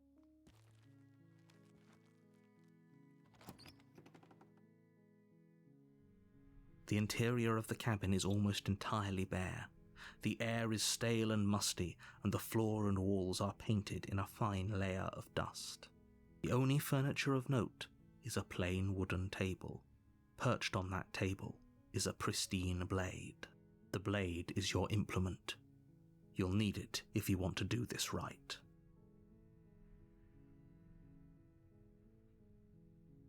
Take the blade.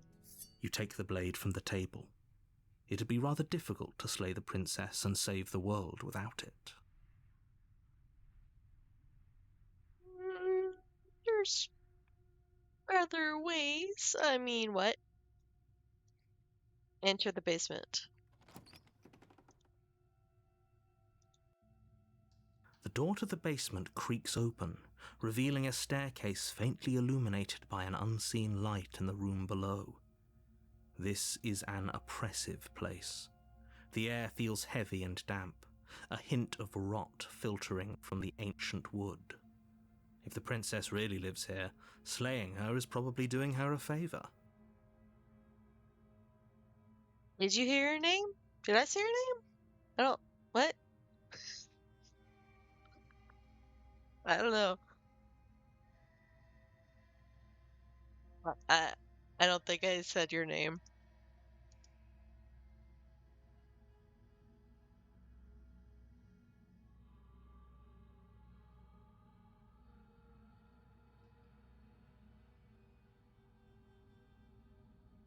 You don't think I did?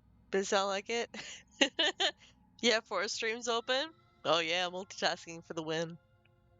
Her voice carries up the stairs. Who's there? She sounds dangerous. It's almost as if she's the one in charge down here. Don't let it fool you. It's all part of the manipulation.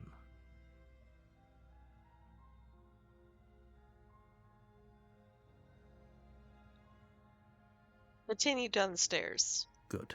You're still listening to reason. Who said I was? You walk down the stairs and lock eyes with the princess. There's a heavy chain around her wrist, binding her to the far wall of the basement. She's so coldly beautiful. Is she really a threat to the world? Focus on the task at hand. And there you are. Are you here to kill me or something?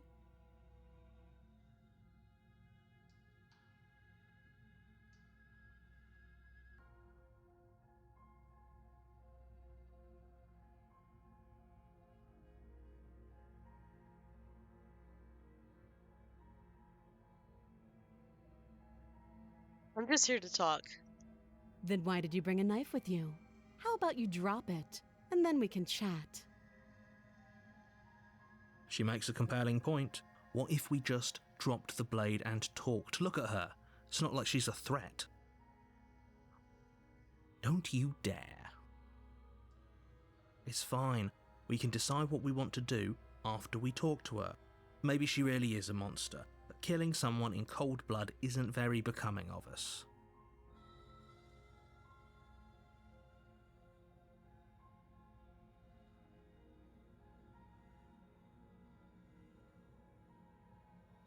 Drop it. The blade tumbles out of your trembling hands and drops to the floor with an unceremonious clang. Thank you. Maybe now we can just talk. Against your better judgment, you step forward to speak with the princess face to face, unarmed. We'll be fine. I don't know what you're hoping to accomplish here, but I can assure you there's no reasoning with her. Just make sure you don't forget about the blade on the floor. You're going to need it. So here we are. What an awkward start to a relationship.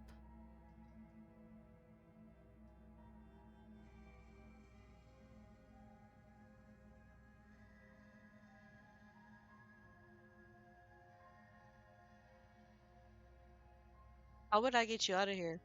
You can't. Don't bother.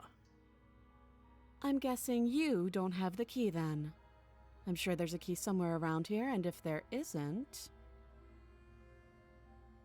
well, we can always put that knife to good use. Her sharp eyes settle on the edge of the blade. She isn't suggesting what I think she's suggesting, right? She is. I'm sure of it.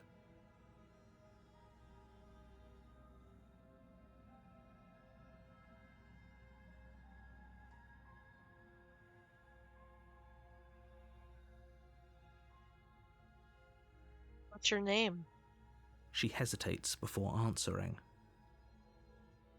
You can address me as Your Royal Highness, or Her Majesty. Any honorific should do, really. Note the lack of detail. You can't trust her. How long have you been down here? Too long. Again, she offers no specifics. No matter how hard you try, you'll never get a straight answer out of her.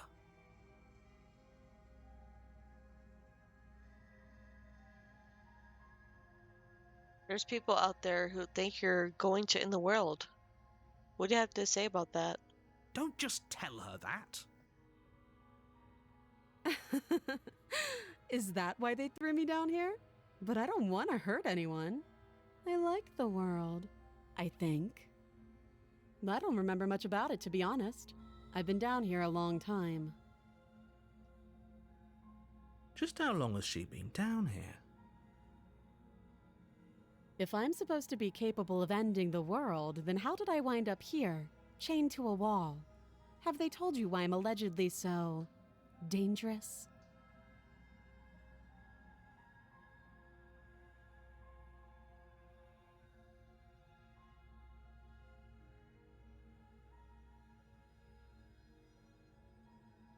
No, and if I'm being honest, I'm more inclined to trust you than I'm inclined to trust them. Sooner or later, you'll understand that I have your best interests at heart. Hopefully sooner. How sweet. Now be a pal and help me get out of here, would you? We could figure out how to deal with them after I'm free.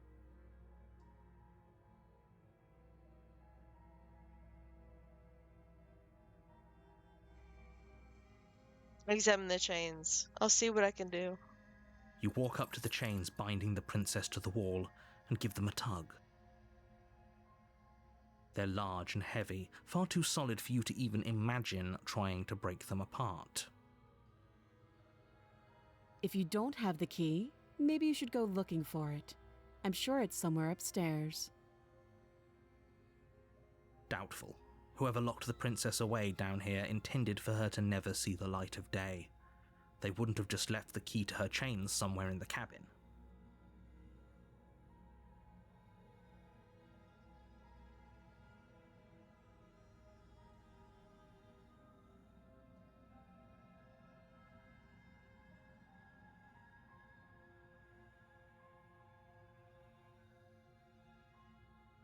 And if there isn't a key, do you have any ideas?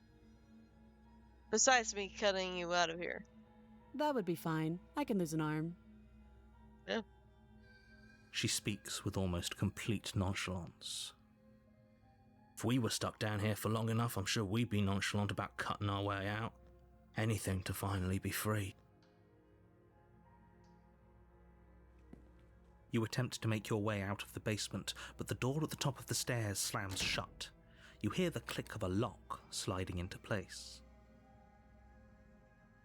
Is someone else here?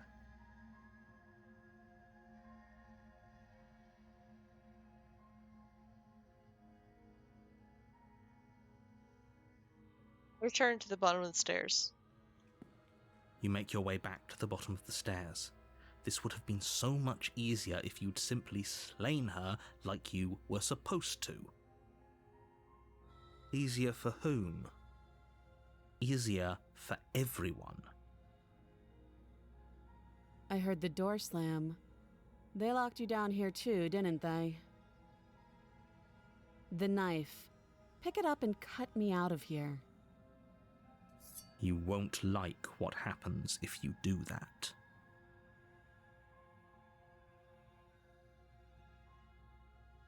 Save the princess. Against your better judgment, you place the blade against the princess's arm, just above the massive, unyielding chain. You cut into her flesh. The blade is sharp, and you make quick work of it. Before long, you're able to crack through bone, and she pulls the bleeding stub of her arm through the iron gauntlet. She didn't so much as utter a sound. Free from her bindings, the princess turns to face you, her fierce gaze meeting your eye. How is she so composed after losing an arm? It's like she isn't even bothered by it. Thank you. Now let's get out of here. Approach the locked door. No, we won't have any of that. The stakes are too high. You can't just let her escape into the world. No. Watch me. I just can't let her escape into the world. As the princess approaches the bottom stair, your body steps forward and raises the blade. Wait, this isn't fair. You can't just do that. Watch me. Warn her. Stop that. I thought this was a little too easy. Your body lunges forward to sink the blade into her back, but the princess swiftly moves out of the way before you can connect.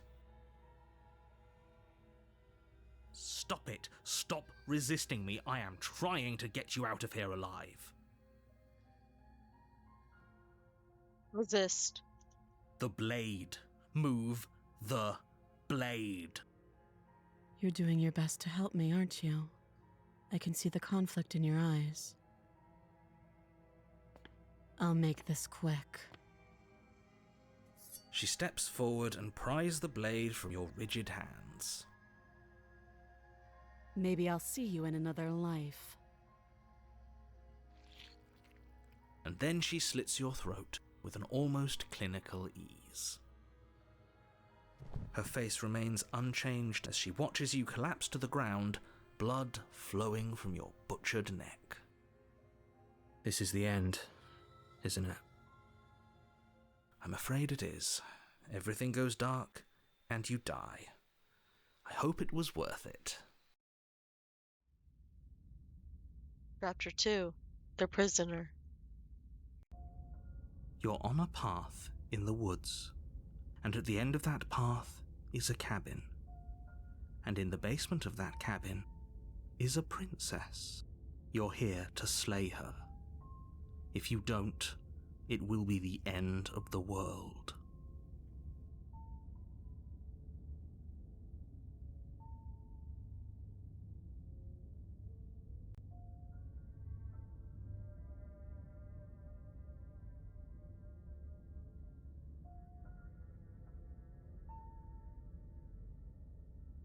I'm getting a terrible sense of deja vu. A terrible sense of deja vu? No, you don't have that. This is the first time either of us have been here. Don't forget what he did to us the last time around. I wouldn't trust a word out of his mouth. There's got to be a way out of here, for us and for the princess. We just have to keep trying. I'm inclined to agree. If he doesn't remember what happened last time, maybe it's best to keep it that way. You know I can hear you two, right? It's going to be a lot harder than you think to keep secrets from me. And as far as trying to help her goes, need I remind you how catastrophically dangerous she is to the world at large? I told you about the stakes of this situation less than a minute ago.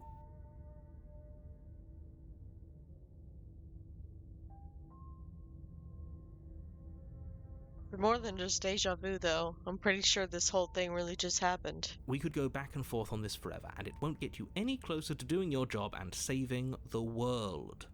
So let's just agree to disagree.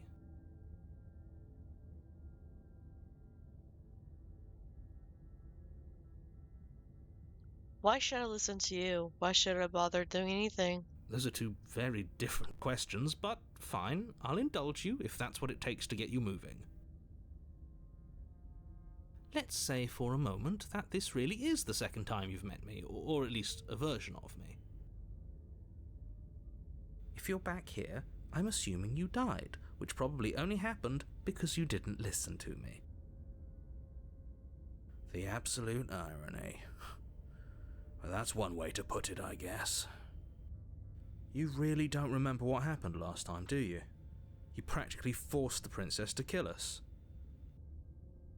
That doesn't sound like the sort of thing I'd do, which is honestly all the more reason for you to not buy into whatever self-delusions the three of you are crafting.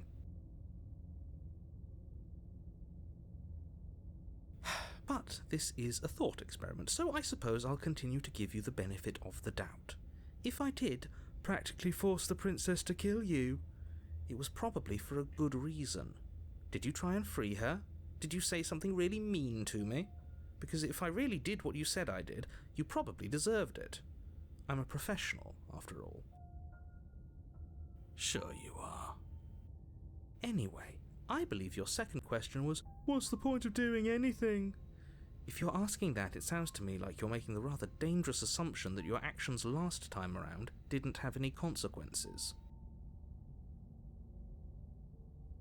What do you mean? Of course there weren't any consequences. You forced the princess to kill us and now everyone's right back where they started. That sounds pretty consequence-free to me. Yes, but in this purely hypothetical scenario, that begs the question of how you got back here. Did time simply rewind itself, or were you instead transported to a different world entirely? If it's the latter, what do you think happened after you died? Do you think the people there lived happily ever after? Or do you think that the princess, left unhindered, brought about the end to everyone and everything just like I told you she would? What a conveniently ambiguous group of things for her to ruin. For all we know, the princess left the cabin and never saw another soul. Oh, how I wish that were the case, but if the princess weren't a certain, inevitable threat to the world, the four of us wouldn't be here. And yet, here we are. You're talking in circles. No, I'm talking in facts.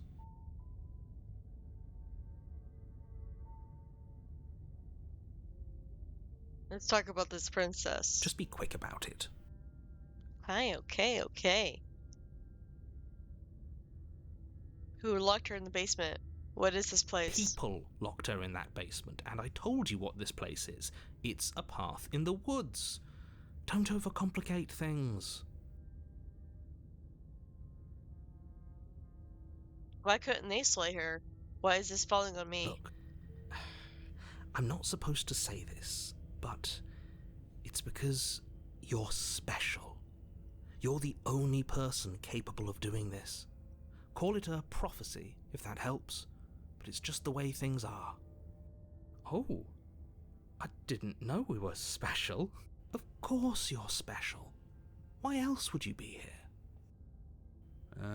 Yes, right. We're here because we're special. Look, you're annoyed that you're here. I get it. I'm also annoyed that I'm here. But we're all in this together, and we're dealing with a bit of a ticking clock right now, so please just get to the cabin.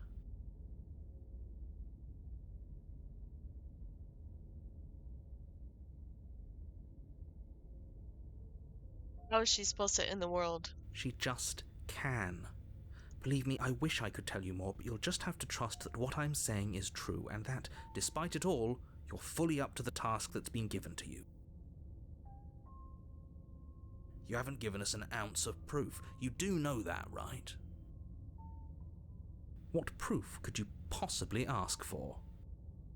Literally anything. Fine.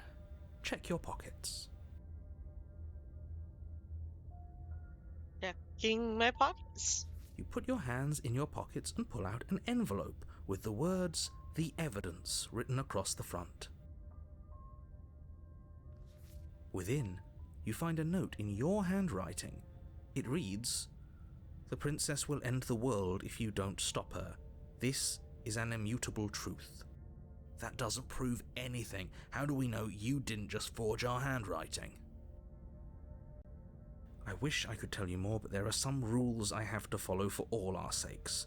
Please just trust that these rules are in place for a reason. I'm on your side. Lies.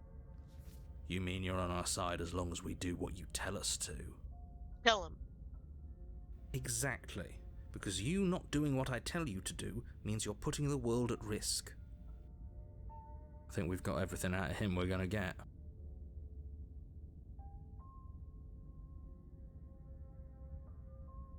That's all.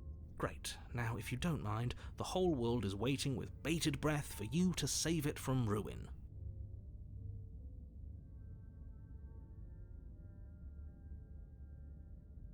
Proceed to the cabin. A warning before you go any further. She will lie, she will cheat, and she will do everything in her power to stop you from slaying her. Don't believe a word she says. Yes, don't believe a word she says. Just go in, take the knife, and do what you're supposed to. Wink. Did you just say wink out loud? No, I didn't. Wink. Just ignore this clown and focus on the princess. Proceed into the cabin.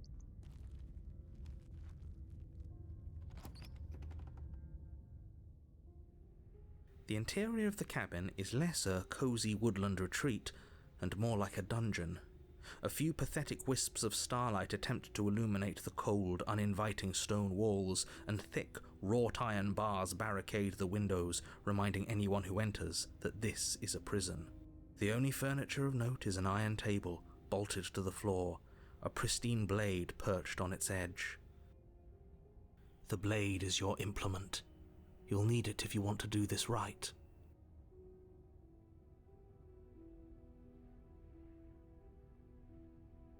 Approach the mirror. You walk up to the wall next to the basement door. It's a wall. There isn't much to see here. What are you talking about? This isn't a wall. It's a mirror. Or at least it'll be a mirror once we wipe off that layer of grime. Wipe the mirror clean. You reach forward and rub your hand against the cabin wall. I hope you know how ridiculous you look right now. But there was a mirror a second ago. And now it's gone. If he doesn't want us to know about it, it must be important. We should keep our eyes peeled. Maybe it'll be back.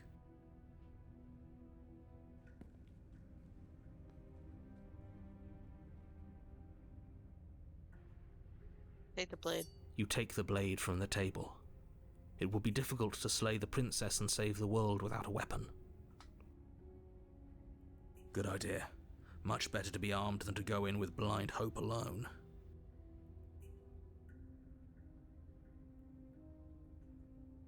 Enter the basement. The door to the basement creaks open, revealing an old stone staircase. A few sputtering torches attempt to vaguely illuminate your path, dancing across glimmering patches of slimy moss on the stone steps. If the princess lives here, slaying her would probably be doing her a favour. Her voice, harsh but controlled, carries up the stairs. Is that a visitor I hear? Please, come downstairs. It's been a while since I've had company. Does she remember us? You walk down the stairs and lock eyes with the princess. She looks up at you, the heavy collar around her neck clanking loudly as she moves. The chains binding both her wrists to the far wall, joining the metallic chorus as she adjusts her hands in her lap. So much for cutting her out of here. Do you hear yourself right now? Cutting her out of here never should have been on the table. Have you noticed the empty chain on the wall? Odd that in a place where everything seems to serve a distinct purpose, there would be something so obviously useless. That was there last time too, wasn't it? It was. What an interesting development. Why don't you have a seat? The two of us should chat before you bury that thing in my heart.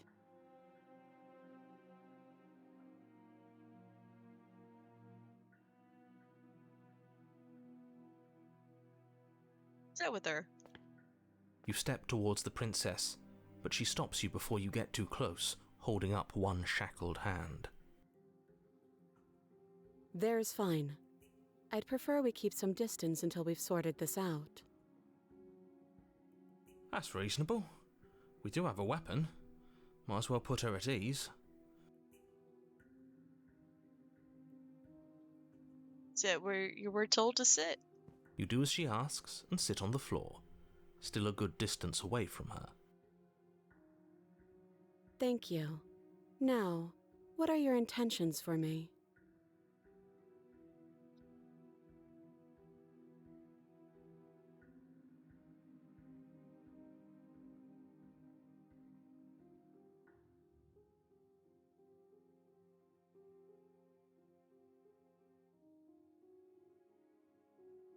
My intentions? What do you mean?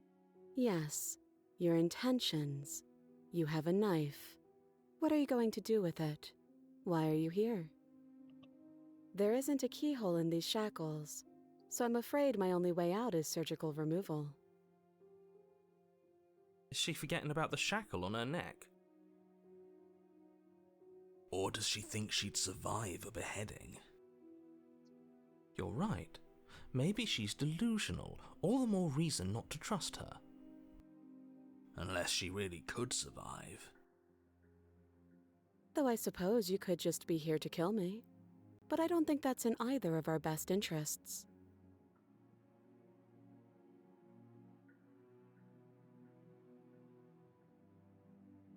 I've been here before. The only one who remembers that? Oh, are we acknowledging that? I thought we weren't going to give away the game. But yeah, I remember. I guess what you said back in the woods really was true. As much as I would like to remain in denial, it's no use. This has complicated things. It's complicated things how, exactly? Ideally, this was supposed to be one and done. You go to the cabin, you heroically slay the princess, and in the process you save the entire world from being damned to oblivion. The situation right now, where you're getting a second shot at things, is a contingency. A contingency for what? For you failing, obviously. And you being here means that things are going to be a lot harder than they were. I really shouldn't say anything else, I'm just going to make it worse. Just good luck. Now hold on, if you knew this could happen, why didn't you believe us back in the woods? Why lay out all those hypotheticals? We didn't have to talk in circles. I needed you to believe this was your first time here, even if that wasn't the truth. I hoped if I pushed back hard enough I could cram this seeping mess back into the bottle. And maybe I wanted to be the first version of me that you met. I didn't want to be confronted by the alternative. That's pathetic. I never said I wasn't. I get it. It would be pretty upsetting, wouldn't it? To know that you might not be the first version of yourself. At least we can remember what happened before. Seems like we should count ourselves lucky for that. Exactly, he gets it. You're lucky, so don't waste that luck by messing it up again. All right? Moving on. Why is it important for us to be ignorant? How is it ever helpful to be in the dark? The more I say, the more your mind will swim into dangerous waters. Even saying that is too much. Your success hinges on you having imperfect information. For the sake of the entire world, you need to accept that. I won't. Just give it a rest, this isn't helping. Focus. This is a serious situation. You shouldn't be daydreaming. What happened after I died last time? Nothing happened. You died. I went upstairs. I couldn't leave. I found myself in a new place in chains again. More of them. And now you're back. Is that really all she knows? It's not like we have much of a clue about how things work. And she's probably even more in the dark than we are. You're looking at me like I might be hiding something. I'm not. I guess it's possible she really doesn't know anything. Maybe both of us are stuck in this loop without any idea why or how.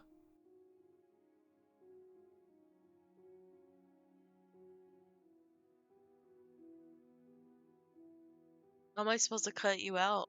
If you didn't notice, your head is in a shackle too. No.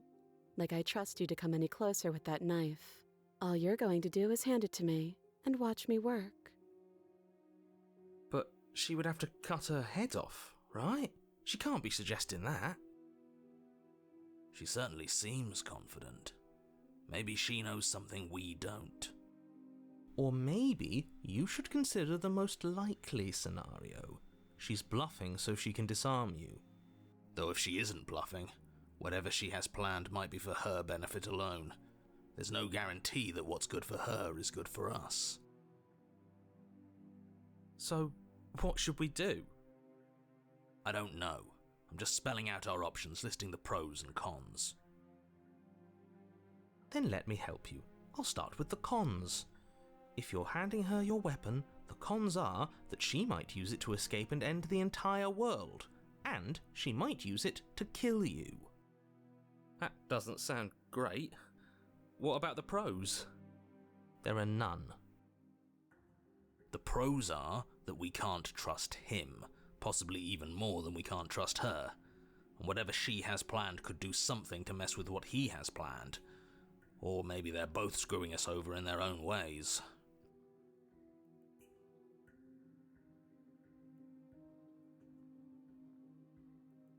That other chain on the wall.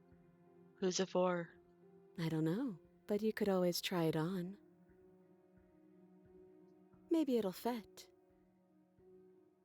I hope I don't actually have to say this, but please don't lock yourself in chains. We need you ambulatory if you're going to save the world.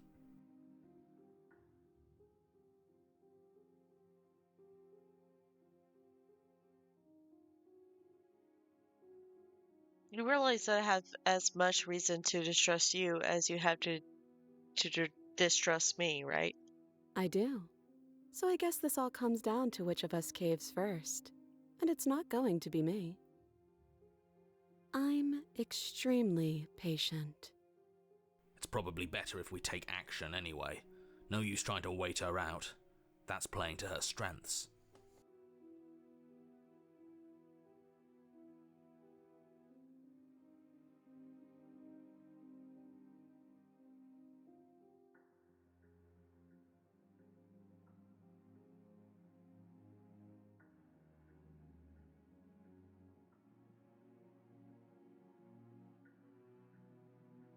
Inspector Shackle. I wouldn't do that if I were you. And why is that? Do I even need to explain myself? It's a shackle, and it's one without a key. Do you want to be stuck here like she is? And what? Is it going to lock the second we put our wrist into it? I don't know. Maybe it will. He doesn't want us to look at it. That's all the reason we need to investigate. But what if he's telling the truth? He isn't. I am.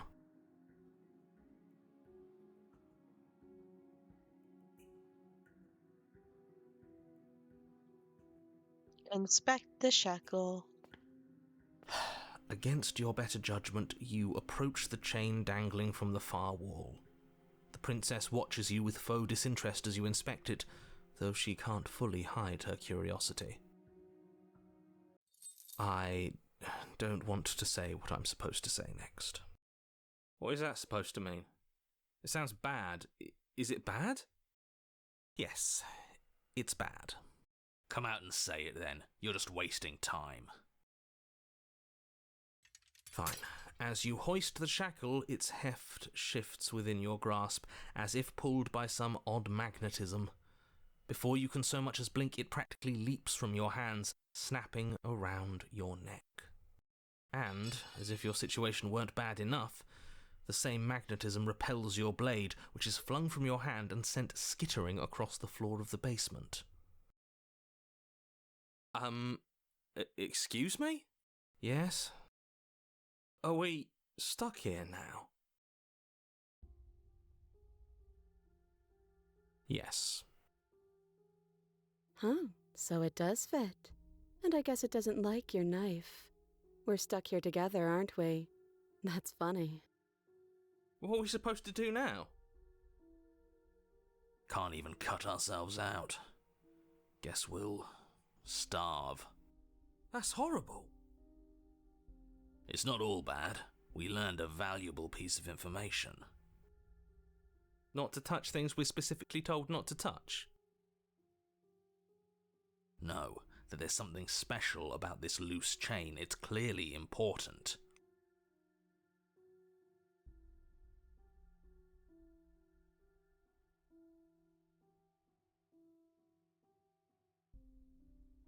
So we're both stuck here. Yep. What should we do? Wait, I guess. Maybe something else will happen. Maybe not. Did you know that this was going to happen to me? No.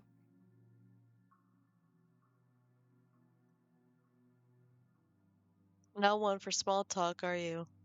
Nope. That's rude. Wait in silence. You and the princess wait in silence, though neither of you knows what you're waiting for. But you're waiting for something. You're waiting for anything. This is so boring. There must be something we can do to get out of here. There must be something we're missing. But there isn't. Time passes. It passes and passes and passes. And the basement of the cabin remains much the same. It is cold and silent. At least the world is safe. It isn't. You're stuck. Too far away from both the princess and your blade to do much of anything. But she's not ending anything. She's just sitting there. Her very existence is a threat. It harms everything around it. How exactly does that work? It just does. But Your line of questioning is interrupted by the passage of even more time, and after that, even more time passes again. And let me guess, the cabin remains the same. if time is passing, the cabin can't be the same. Even if the differences are small, they have to exist. That's just how things work.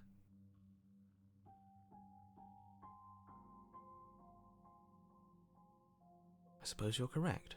Things are changing. The differences are small at first, a bit of weathering here, a bit of erosion there, but then they get larger and larger. Have you noticed the basement changing? I don't like small talk, remember? Still rude. Continue to wait in silence.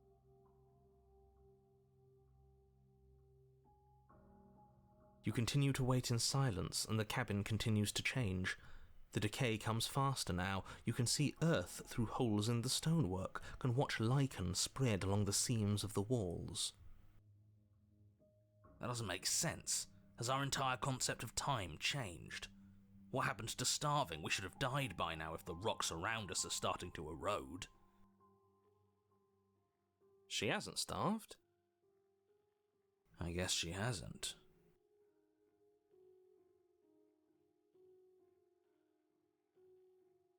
Even more silent time passes as you watch roots push themselves through the increasingly porous walls of the basement. Dirt seeps inside, flowing across the stone floor like a liquid, covering the ground and threatening to swallow you both. Time continues to pass, and pass, and pass, until suddenly there are no walls. And then... I think he's gone. Would you look at that? We made it out of the cabin, and nothing bad had to happen to either of us. So this is the outside world. It's cold.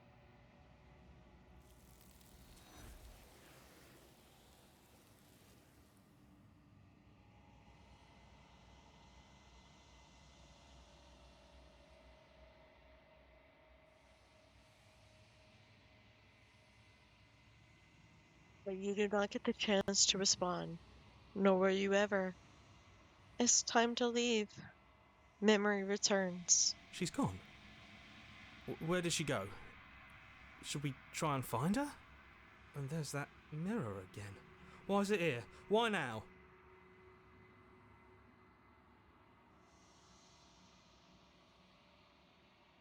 It's going to be okay. Just trust me. We've been here before, and you always get scared. But it feels so bad. Like looking into it right now is going to be the end of everything. You're right. Part of me wants the truth, but something stronger is holding me back. Fear.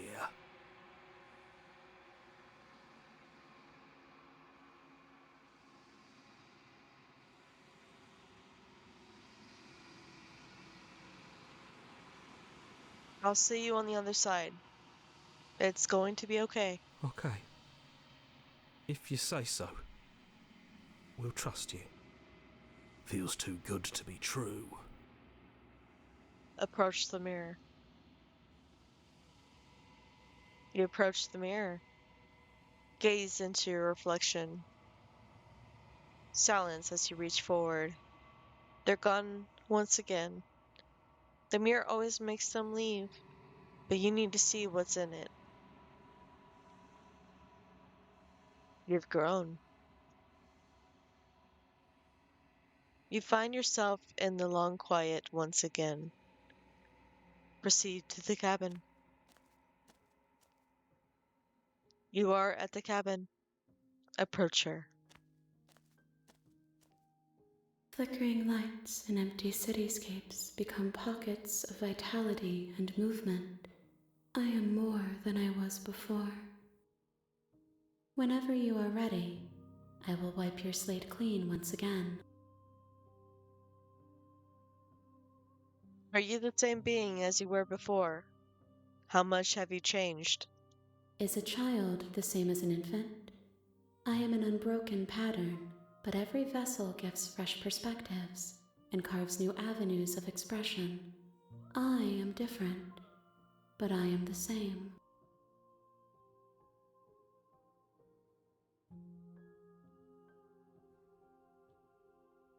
Everything you say feels like a riddle. Can you give me a single straight answer? I'm sorry. Words are difficult for me. They never fully weave what I wish to say. If you do not like my answers, then you need not ask me questions. The vessels you choose to bring me carry far more meaning than anything words could say in the spaces between. What does it feel like to change like this? Eyes close in reflection. Perspectives meld together, and the breadth of my experience stretches to new corners. There are contradictions, conflicts in my nature, and there are familiarities that bind everything together. It feels correct. This is what I need to be. This is the only path forward.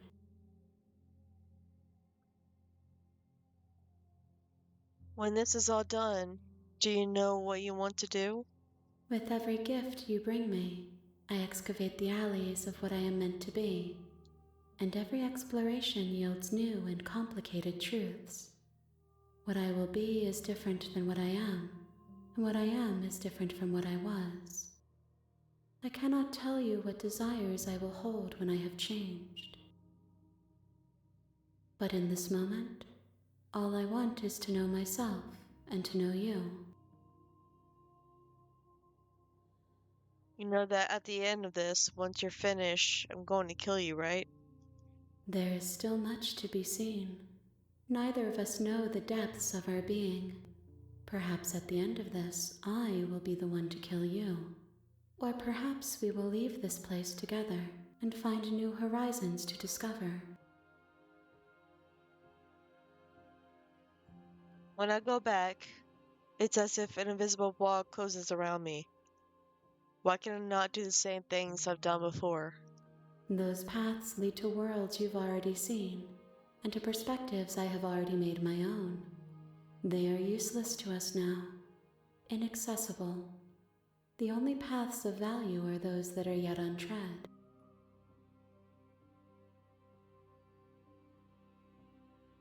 You have been kinder to me than anyone else I've met. Thank you. Why wouldn't I be kind to you? You are the only thing I know that isn't me.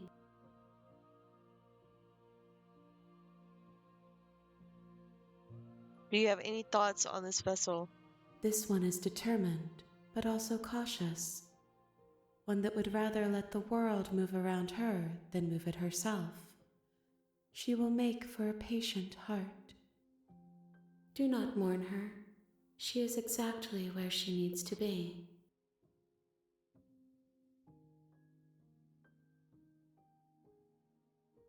What do you want me to bring you next time? Gifts aren't what someone tells you to bring them. My joy is in seeing what you choose. There are no wrong answers, and every perspective illuminates my shadows and shares new secrets.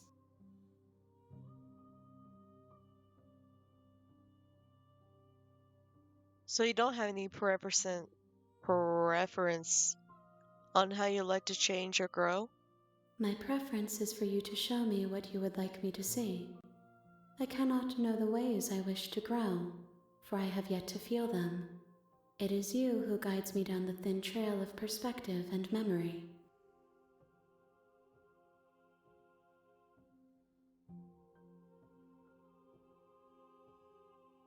I don't want to hurt you, but the more times I go back, the worse I fear things will be. The vessels are shaped by memories of you, but their impulses are drawn to the edge of the long quiet. To them, you are a gate to something more, and any hurt you've caused them is understood as a fair price for freedom. But they are only thoughts and perspectives. They are not me. The wounds they've suffered carve texture around my heart. Without them, I would be as I was before. I would be alone and without sensation. I could not feel the joy of having you by my side, for I would not know your absence. How many more vessels do I need to bring you? If I am to be an ocean, you have nurtured me into a pond. My waters are shallow and murky, and I yearn for more perspective. You will have your rest in due time, and I am sorry for the burdens I place on you. I'm ready to go back. I will long for your return, but it will give me time to reflect on what I am. We will meet again. Everything goes dark, and you die. We're here on the Princess. You're on a path in the woods, and at the end of that path is a cabin. And in the basement of that cabin is a princess. You're here to slay her. If you don't, it will be the end of the world.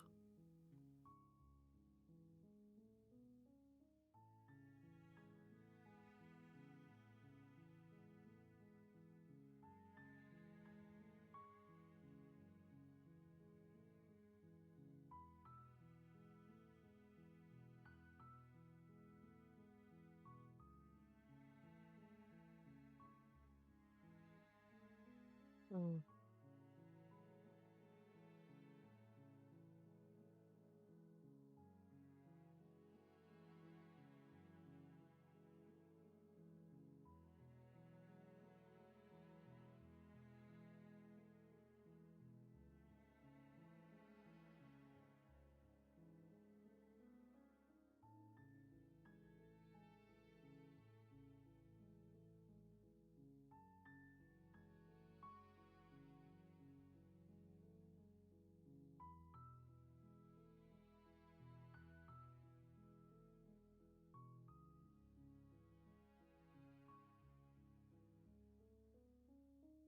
Silently continue to the cabin.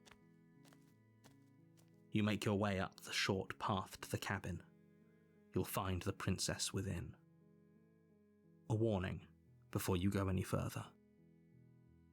She will lie, she will cheat, and she will do everything in her power to stop you from slaying her. Don't believe a word she says. We're not going to go through with this, right? She's a princess. We're supposed to save princesses, not slay them. Ignore him. He doesn't know what he's talking about. Let's see it into the cabin.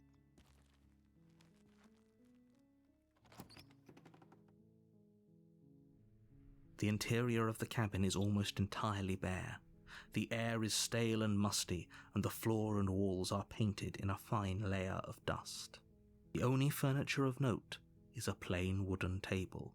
Perched on that table is a pristine blade. The blade is your implement.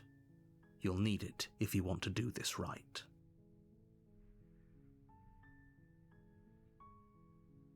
Take the blade. You take the blade from the table. It'd be rather difficult to slay the princess and save the world without it. Into the basement. The door to the basement creaks open, revealing a staircase faintly illuminated by an unseen light in the room below. This is an oppressive place. The air feels heavy and damp, a hint of rot filtering from the ancient wood. If the princess really lives here, slaying her is probably doing her a favor. Her voice carries up the stairs. Who's there? She sounds dangerous. It's almost as if she's the one in charge down here. Don't let it fool you. It's all part of the manipulation. Continue down the stairs. Good. You're still listening to reason. You walk down the stairs and lock eyes with the princess. There's a heavy chain around her wrist, binding her to the far wall of the basement. She's so coldly beautiful. Is she really a threat to the world? Focus on the task at hand. And there you are. Are you here to kill me or something? Feel your nerves, step forward. You step forward, your grip on the blade tightening as you steel your resolve. Oh? No talking then? Fine. What even makes you think you can kill me? I'm probably chained up in this basement for a reason, right? And if that knife is the only weapon you have, you'll have to get close enough to use it. So, you should just drop it. Best not to risk finding out what I can do. She's unarmed. If you hesitate now, it'll be too late. End this. Slay the princess, like the game tells us. You lunge forward without a moment's hesitation. You feel flesh Oh, easily give no. way and look down to see your blade already sinking deep into her heart. Oh no. Oh. This is it, isn't it? Yes. I'm almost embarrassed. I should have seen that coming. But I have to wonder, do you actually believe this was enough to kill me? It's like she's convinced she can't die. Yes, even as she lays there dying, she entirely believes herself to be alive and well. But it's over, isn't it? She stopped breathing moments ago, that arrogant look still plastered on her face. But is it over? Really over?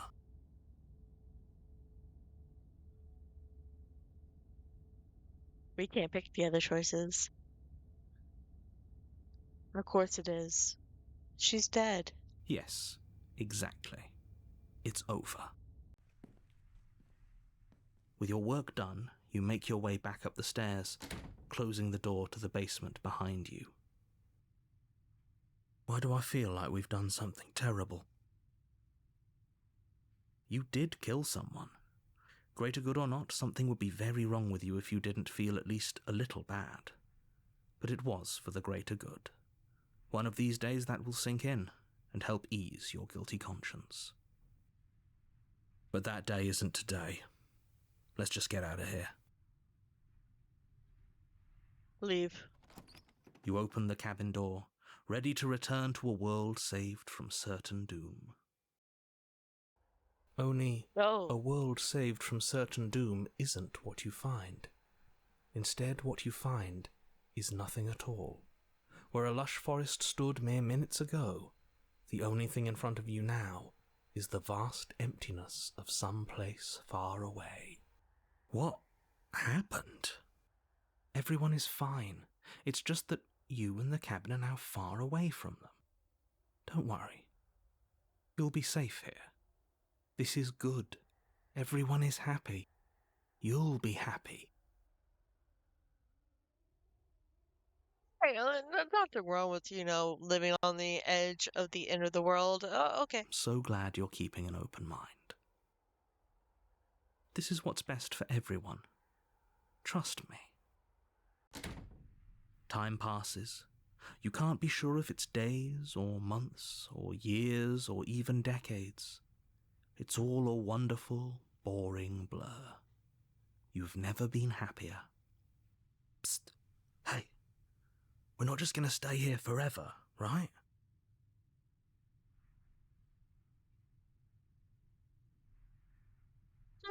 Of course we are. I like it here. Really? Well, If you ever change your mind, just let me know, I guess. More happy time passes, though the word begins to lose its meaning. Time, that is, not happy. Happy still has plenty of meaning. Please, shake yourself out of it. We have to get out of here. The little voice's pleas fall on deaf ears. Eventually you pass into a blissful state of pure existence.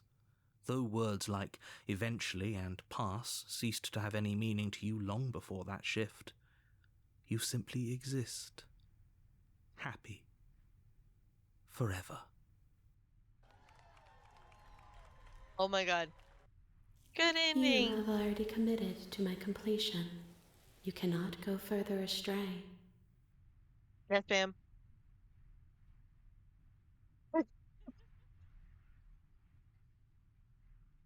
I was abrupt. I thought I had my ending. I thought I would get to be happy forever and ever and ever. I know. She's right.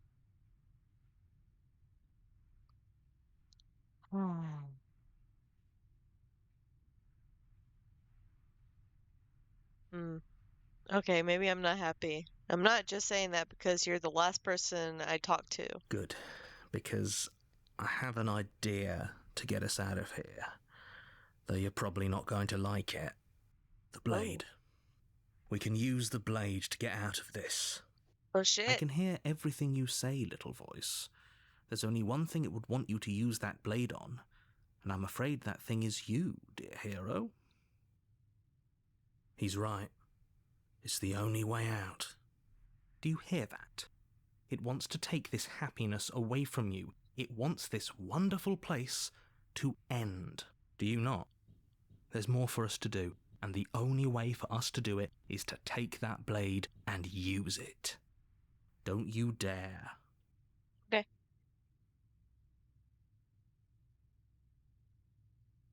Anything to get out of this hell. Thank you. I made this happy little place for you. Is this not a good enough reward for saving the world? An No. eternity of bliss? You ingrate? Fine. Whatever. For the first time since time stopped meaning anything, you throw open the door to the basement and walk down the stairs.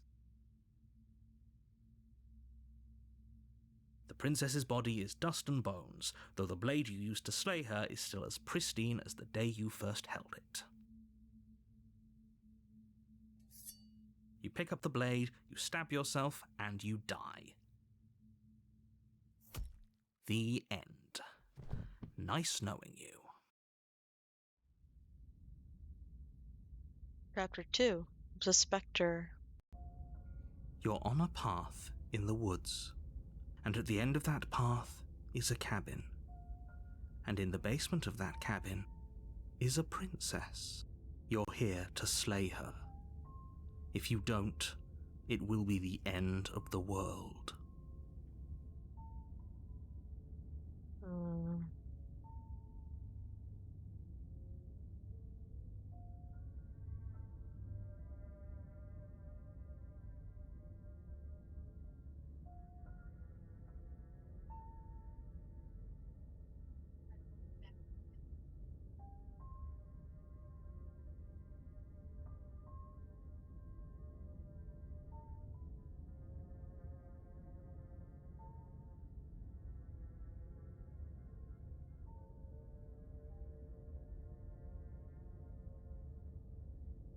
Proceed to the cabin.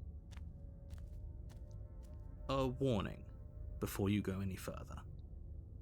She will lie, she will cheat, and she will do everything in her power to stop you from slaying her. Don't believe a word she says. She won't be a problem. Proceed into the cabin.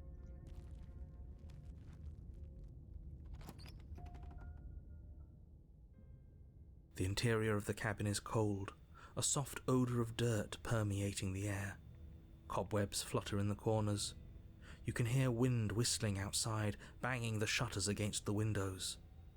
The only furniture of note is an elegant antique table with a pristine blade perched on the edge. The blade is your implement, You'll need it if you want to do this right. It feels like no one's been here for a long, long time. Like I've been saying, she's dead. We killed her already.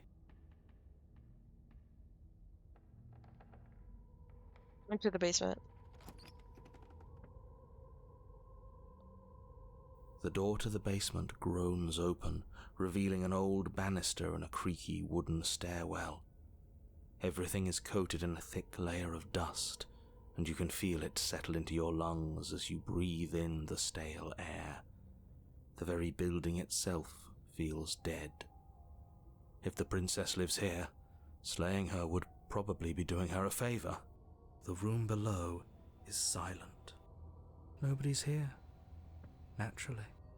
As much as I appreciate the optimism, you shouldn't be so sure. I guess we'll just have to go down and see. As you descend the final step, the form of the princess comes into view. A skeletal body, lying in a heap on the floor, its wrist still bound to the wall by a thick chain. Okay, she's definitely dead. It's just like I told you. Before you have a chance to finish your thought, the top of a head appears from underneath the floor. Oh shit.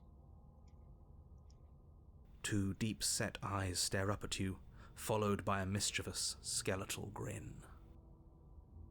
Hello. And finally, the rest of the body floats up to join the head. Wait, this isn't right. What's going on here? Ghost! Oh, wow. How absolutely terrifying. What's a ghost supposed to do to us? Oh, it's you. Hiya, Keller. I was hoping to see you again. I have some issues with how our last meeting went. The princess drifts across the room into your orbit, gently running her fingers across your shoulders and down your neck as she circles you.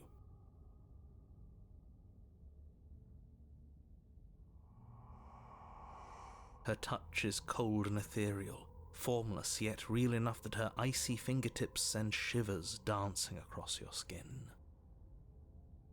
So she has a body, and she's right there. We could probably grab her and kill her again, if we wanted to. We don't even need a blade. She looks fragile enough to me.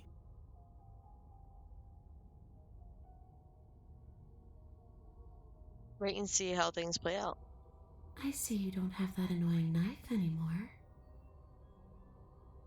So, does that mean you regret what you've done? Are you here to apologize and make nice? Beg for absolution, maybe? Because I might be interested in seeing a little begging. Can I take you out of here? Oh.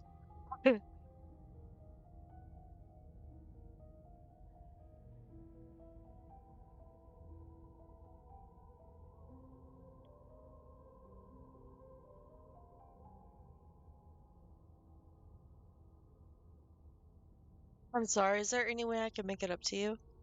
Of course there is. You can give me the only thing I've ever wanted. A way out of this basement. The place won't let me leave. I've tried. Before you came back to me, I explored every inch of this place, even the spaces between the walls. But I never found a way out. I always wound up right back here. Maybe we should just leave.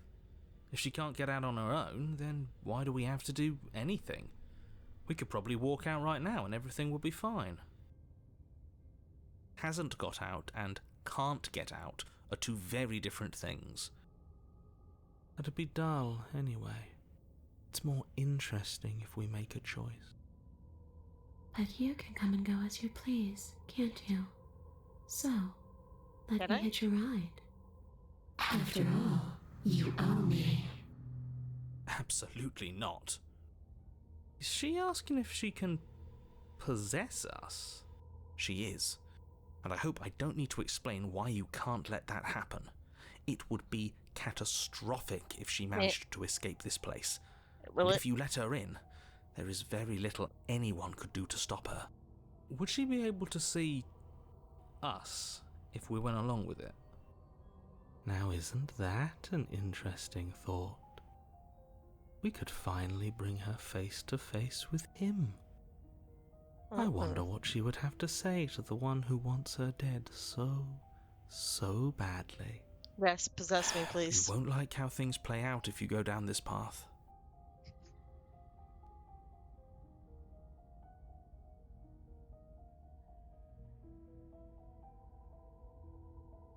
Sounds great, do it.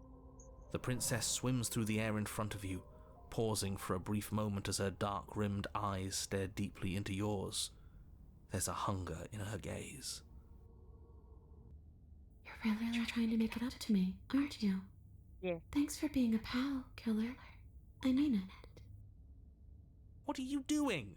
Don't just let her in. How many times do I have to tell you? So you do remember everything. See you soon. Okay. She rushes forward and then she's gone. A sharp chill spreads across your body. It starts in your chest, a freezing numbness flowing out from your heart, all the way down your limbs, your mind growing cloudy and confused as it settles over your very soul. I'm not sure I like this. Can we get a do-over?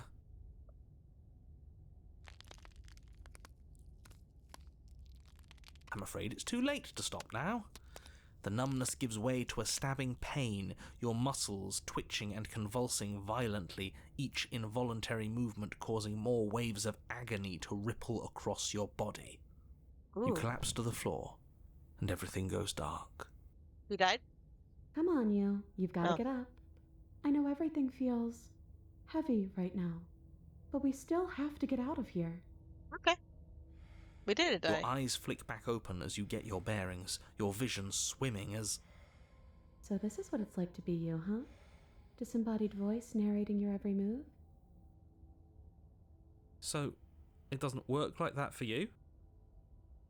Clearly it doesn't, or she wouldn't have commented on it. All these shards of broken glass on the floor, are they also supposed to be you? Hey, I'm not a shard of broken glass, I'm... It's okay. You can finish your thought. I'm a voice? I'm me, is what I am. Who cares what we are? We exist. That's all that matters. You don't have to fight. We'll all be out of here soon. No, it matters. What we are matters. If I'm a shard of broken glass, then that raises some questions about certain other voices in here too. I'm clearly the same thing you are. They're not listening to me.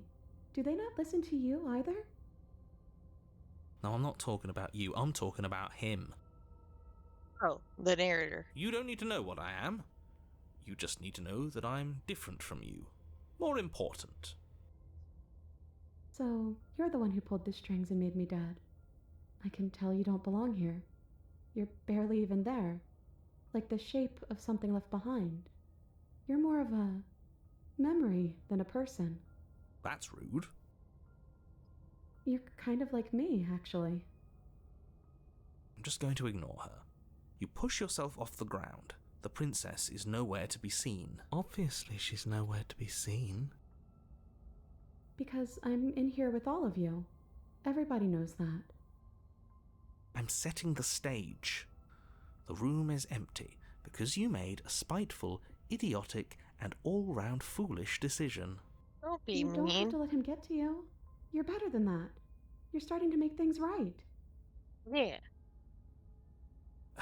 This is infuriating. Just whatever you do, you can't leave this place. It's not too late to fix this. Probably. You're the problem. What?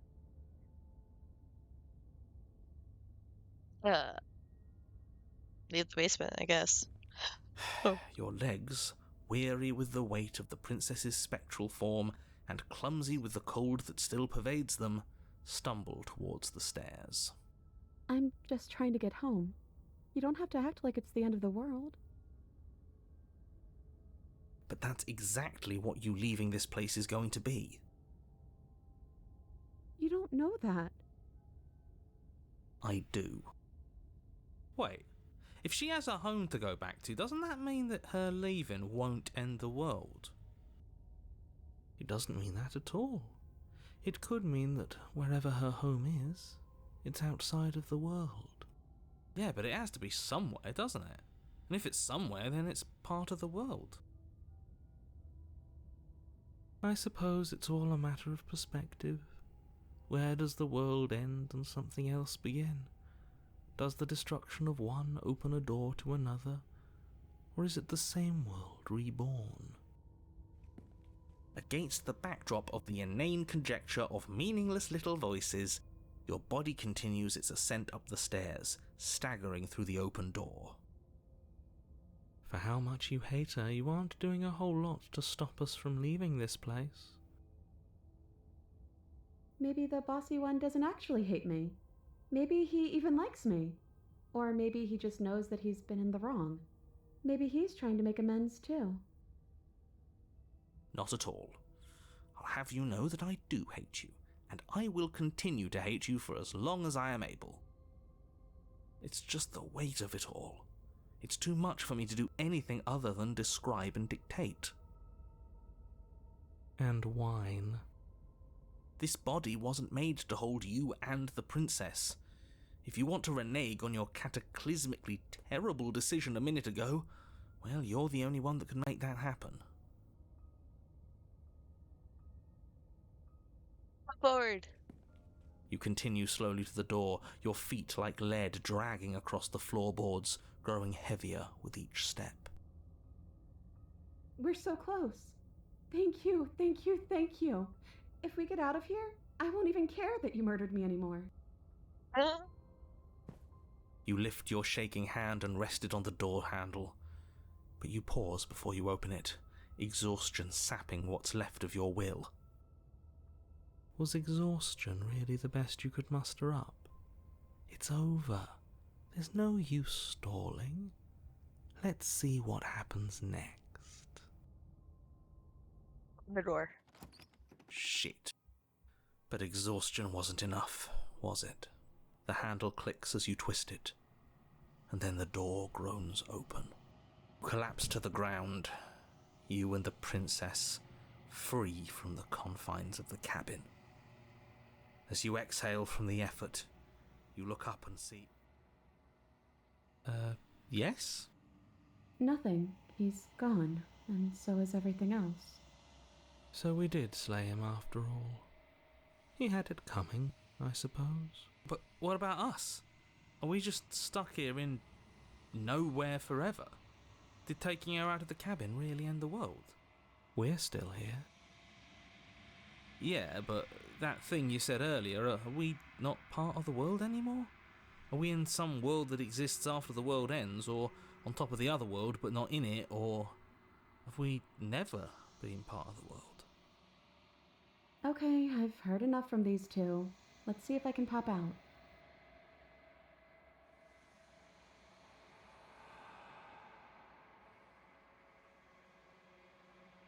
Feel lightness in your chest as a pair of sunken eyes emerge from your body and stare up at you. I'm out. You actually freed me, didn't you? I'm outside. Thanks for giving me a second chance, killer. Don't mention it. I think this is where I'm meant to be.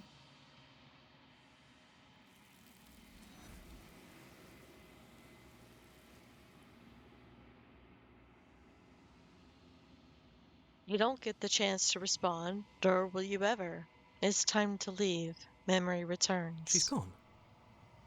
Where did she go? Should we try and find her? And is that a mirror? Why is it here? Why now?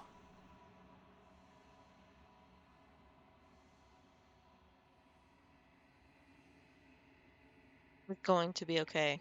But it feels so bad. Like looking into it right now is going to be the end of everything.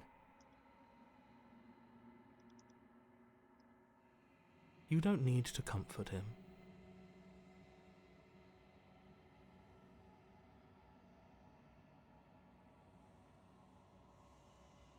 I'll see you on the other side. It's going to be okay. Okay. If you say so. We'll trust you. Whatever makes you happy. Approach the mirror. You approach the mirror. Gaze into your reflection. Silence as you reach forward. They're gone once again. The mirror always makes them leave, but you need to see what's in it.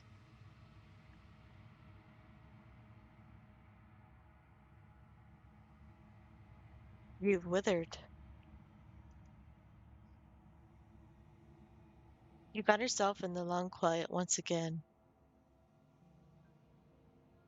Proceed to the cabin. You are at the cabin. Approach her. I am a growing chorus of contradiction, a mass of tides ebbing and flowing all at once in more directions than my attention can bear to hold. To look at any one is to shift them all into something new, and to look away is to reshape them yet again. All of me is changing, and yet the rest of me is still the same. You can't be a contradiction. Contradictions don't exist. And yet my waters flow and my streets bustle. There are no words that can describe me into non-existence. There is no logic that can bind my multitudes. I am everything that you have known me to be, but I am also none of it.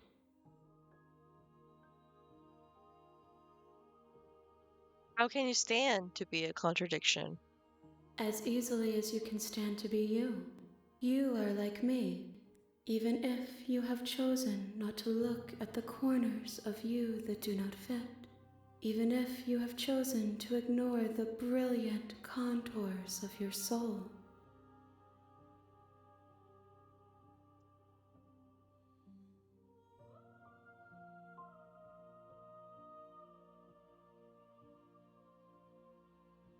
It doesn't matter how many times I go back, at least one of us always hurts the other. Doesn't that change you? Doesn't that make you worse? It changes me, but it doesn't make me worse, nor does it make me care for you any less. Does it make you worse? Do you resent me?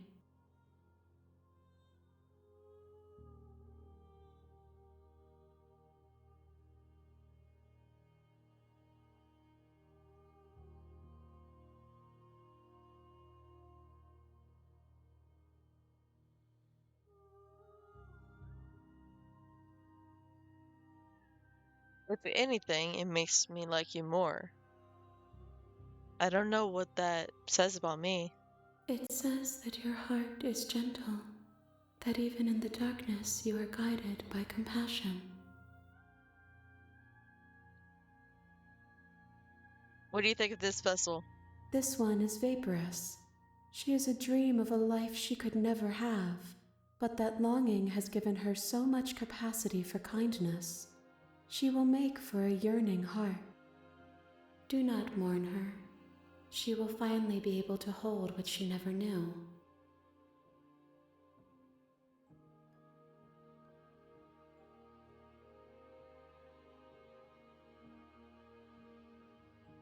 Do you know what happens to the worlds we leave behind? My perspectives are shadowed. You have seen what I have seen, just as I have seen what you have seen. The angles of my vantage do not offer me hidden truths, and my attention is turned inward, except when you are here with me. Perhaps this will change when our work is done.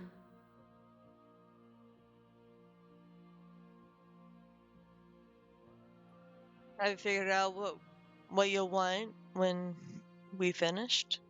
The desires of my multitude thrive in endless competition with themselves, but none of them rise above their dance to influence me. I yearn for what I have always yearned for, our awakening. Other desires shrink in the light of knowing you and knowing me.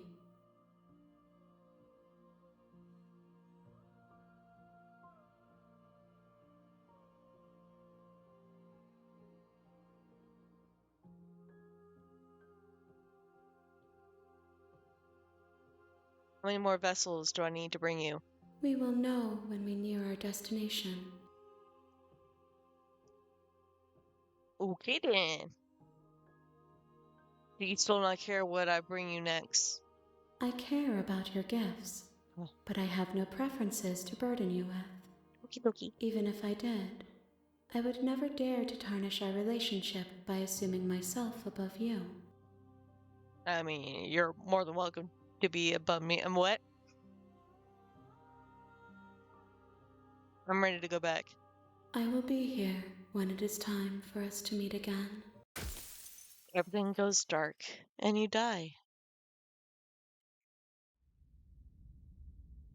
Chapter 1. The Hero and the Princess. You're on a path in the woods, and at the end of that path is a cabin. And in the basement of that cabin is a princess. You're here to slay her. If you don't, it will be the end of the world.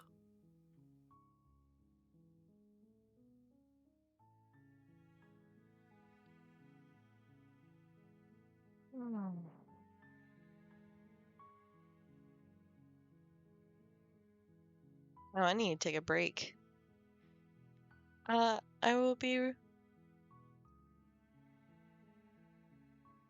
I'll be right back.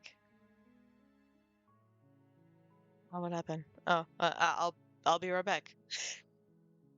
Get your stretches in.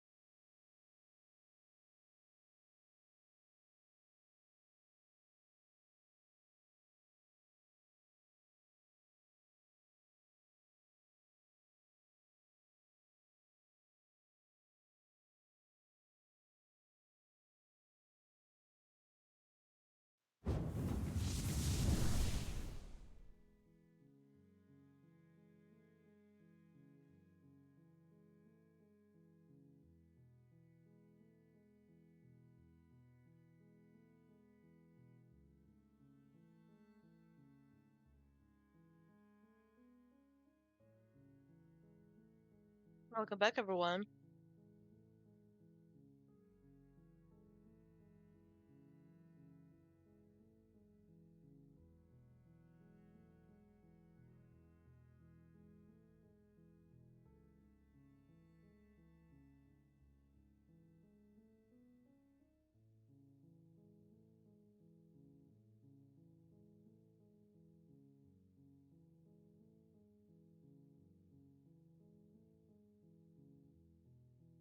Hmm.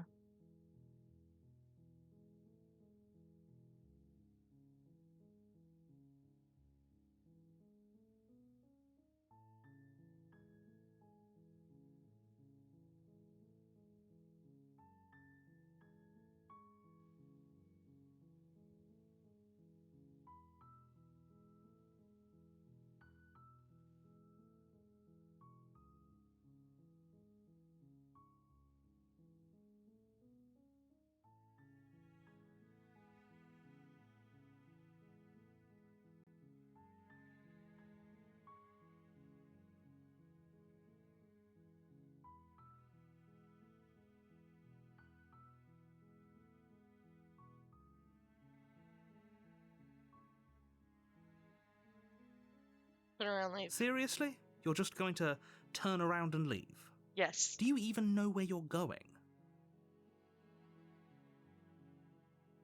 Quietly continue down the path away from the cabin. Fine. I suppose you just quietly continue down the path away from the cabin. Good. What we're being asked to do here is wrong. Better to wash our hands of this whole situation than to take part in it. Ignore that annoying little voice. He doesn't know what he's talking about. Rude. That's strange. It looks like this path also leads to the cabin. How convenient. Everything's back on track again. Maybe the world can still be saved after all. Wow. Turn around again and leave again. You're really keen on wasting everyone's time, aren't you? It's remarkably selfish, if you ask me. I've already outlined the stakes of the situation. If you don't do your job, everyone dies. Like, dies. Die. Forever. That's what dying is. Quietly continue down the path. Your silence is deafening. But fine. You turn around and trek back down the path you came. Oh, would you look at that? You're at the cabin again. Now, I'm not normally one for superstition or astrology, but I have to say, it seems like the universe itself is doing its best to bring you to your fated confrontation with the princess. Fated.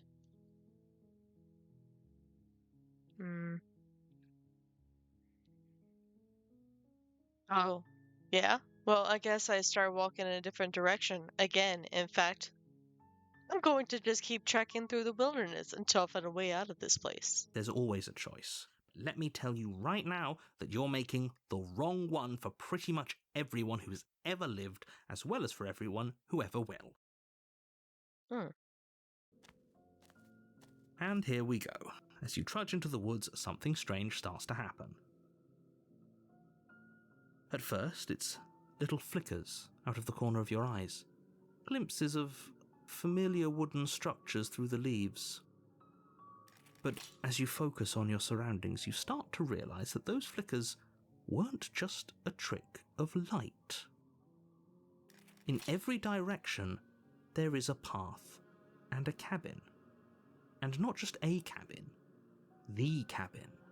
An infinite fractal of paths and cabins desperately trying to draw you back to where you need to be.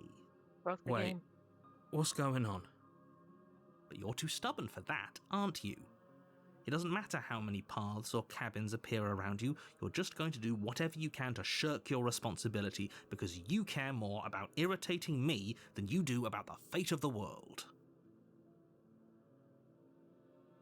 You've doomed us all, you know that, right?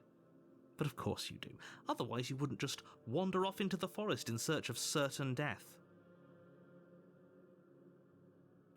You lose track of just how long you spend aimlessly tromping through the wilderness, But it's not like any of that time spent lost in the woods really matters, because it isn't long before the world ends and everyone dies.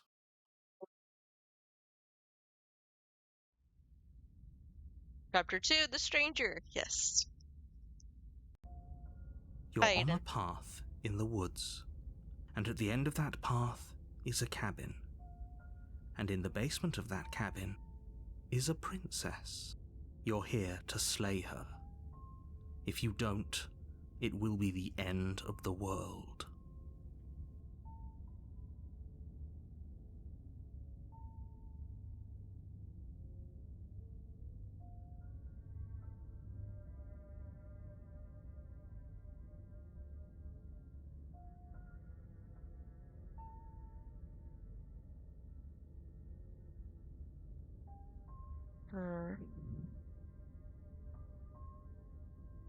Silently proceed to the cabin.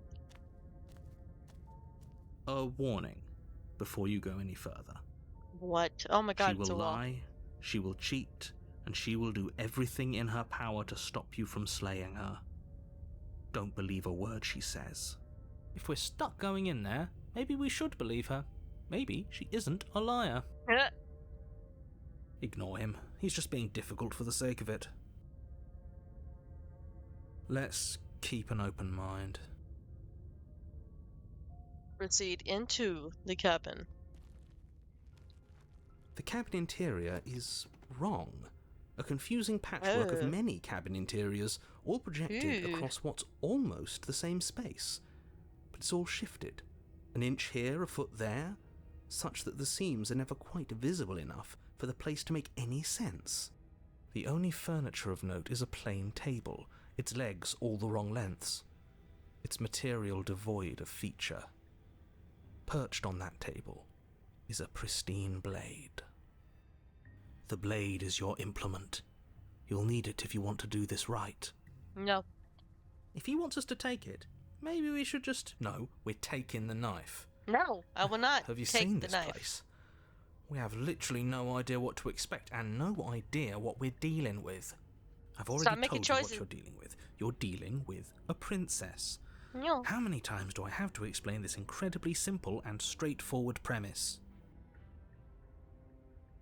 You can't just say that, not when everything here is so wrong. Listen to me. My job is to describe facts as facts and to guide you through your job, which is to slay the princess and through that action, save the entire world. And if you're going to slay her, you cannot let fear creep into your heart. You cannot lose yourself before you even get to her. Oh, ho, ho, ho! You've piqued my interest. What's going to happen if we lose ourselves? Nothing, because you're going to pull yourself together. Just Fine. ignore the stressful answer, but geometry okay. and stay calm. How? Even if we closed our eyes, you're constantly describing it to us. I'm not going to stop doing my job, so you're just going to have to get better at yours. And quickly, if you don't mind. No. Yes, take a deep breath. I'm all for getting under his skin, but we'll miss out on loads of fun if we shrivel up into a ball and go insane the first time we see something weird. What you're seeing here is obviously real. Just accept it and go with the flow. It really isn't hard. Okay, I'm fine. Good. Now, whenever you're ready, we're all waiting for you to complete a very important task. Enter the basement. The door to the basement Oh my creaks God. open, revealing a web of branching staircases all built from unidentifiable materials. Nothing here seems to belong, and the closer you examine your surroundings, the more confused you get, your head throbbing with the effort of making sense of this place. None of the stairs even seem to go anywhere, let alone down. The air here has a sickening, almost sludge-like miasma to it, the kind of indiscernible quality that comes from the blending together of every scent there is at once. An odour that is simultaneously everything and yet the sum of it all coalescing into a thick, nauseating nothing. If the princess lives here, slaying her is probably doing her a favour. Her voice, a disquieting collage of tone and personality, drags up the stairs. Hello? Hi. What are you doing here? Are you here to kill? No, thank you. Nope. Bye. Oh, don't be such a baby. I don't want to do this. Let's just turn around and leave. This feels wrong. This feels like a trap. Like whatever we do, we're gonna die. We don't even have a weapon. Fine with that. But we already tried turning around and leaving, didn't we? And he threw up a wall. No way to go but forward. And whatever choice we make, whatever she is, we know one thing for sure. And what's that? That the fate of the world hinges on your success? There'll still be plenty of ways to ruin his day.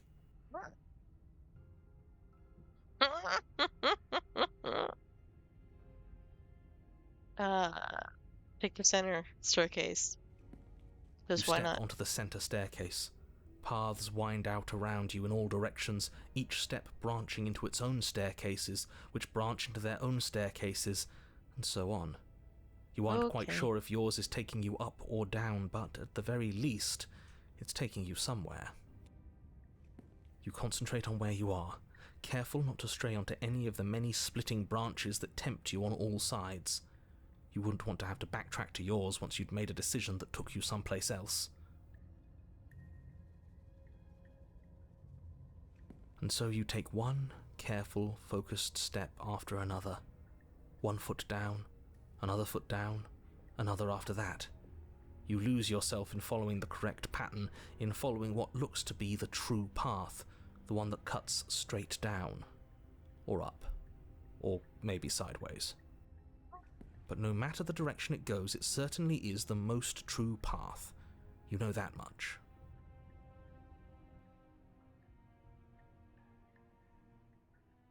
You slowly lose sense of yourself the further you go. Time disappears, and you can feel yourself begin to untether. Physical sensations dull and then vanish, until the only things experienced are the endless repeating patterns and emotions of the journey, a continuous march forward to a destination long forgotten. Consumption and betrayal, skepticism and blind devotion, rivalry and submission, terror and longing, pain and unfamiliarity. And at the heart of it all, an emotion that can only be described as... Can I help you? God. What the hell was that? What happened to us? I feel so strange. Like I'm fundamentally different, but also still the same person I was at the top of the stairs. Oh well, that was a trip, but now it's over. Time to get back to our old devilish ways. The princess, eyes bright but otherwise shrouded in darkness, watches you impatiently from the other side of the basement. Don't forget why you're here. And, why are we here again? In case you weren't listening, I'm afraid I lost myself on the way down. You're here to... He's just being an ass, we remember. Though I'm still not sure if we should trust you. Let's talk to her for a bit, try and get our bearings. She seems... normal.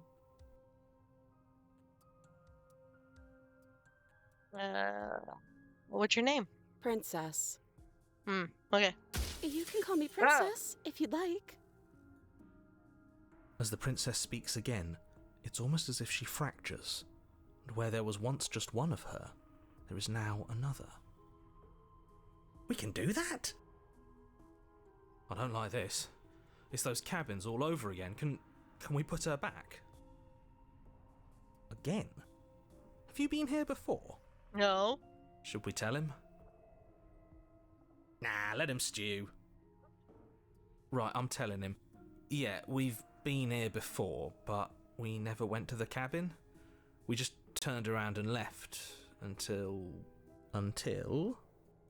It's hard to describe. Until the only thing we could see was the same cabin going on forever. And then you told us that the world ended and we died. And then we woke up, and I'm pretty sure you're familiar with all the rest of it. It seems to me like you saw something you weren't supposed to have seen. No. If only you'd listened to whatever words of wisdom you were given in that other reality. But what's done is done, isn't it? Whatever you saw last time, unsee it. Whatever No. thoughts weaseled their way into your head, unthink them. No. It's not already too late. You have a job to do here, and you need to do it now. Oh, new plan. Let's see if we can make even more of her.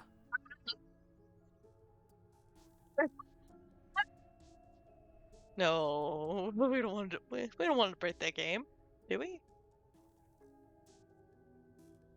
Oh, that's all in one choice. Oh, that's intriguing. Yeah, we definitely broke the game. I'm getting you out of here. Try and free her. I don't know what you are, but I can't trust you. I can't trust anything here. Leave her in the basement. Retrieve the blade. Wait, that's not right. Go on. You take a step forward. Your foot lands, but it lands... We broke the different. game anyway. You experience a firm footfall, a gentle tread, a confident stride. You can feel yourself rupture. The room spins, your perception multiplying in a sickening kaleidoscope as your very self is pulled in incomprehensibly many directions. You find the blade suddenly in your hands. All at once you use it to strike at her bindings as you remain upstairs and slay her and leave her to languish alone. Is this what the end of the world looks like? Oh God. What an unbearable mess. But this... We can't... Do you not have anything witty to say? I could use a good bit of wit right now. No, I don't, because this isn't fun. How are we supposed to have fun if everything is happening at the same time? It's the same as nothing happening, and nothing is excruciating. Luckily for all of us, nothing and everything doesn't go on forever.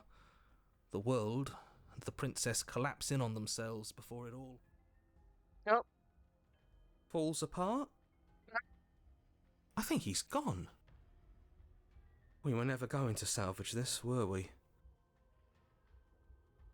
What happened to us? What are we? There are parts of us that are dead, and the others just don't fit. They just don't fit.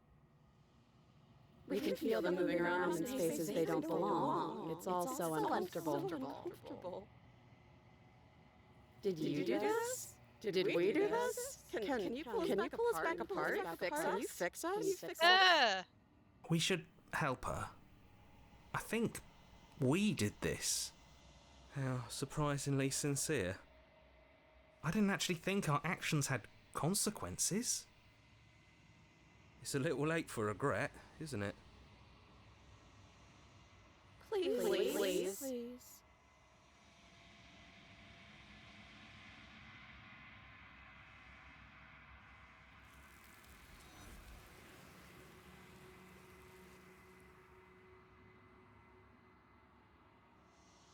And you'll never know if she hears your silence.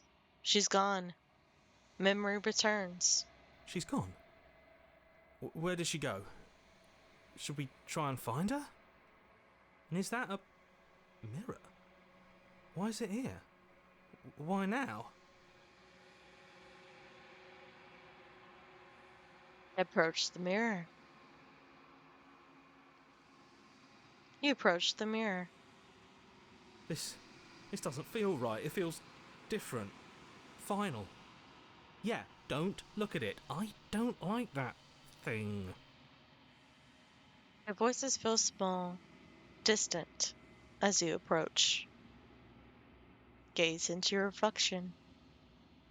Silence as you reach forward. They're gone once again. The mirror always makes them leave, but you need to see what's in it.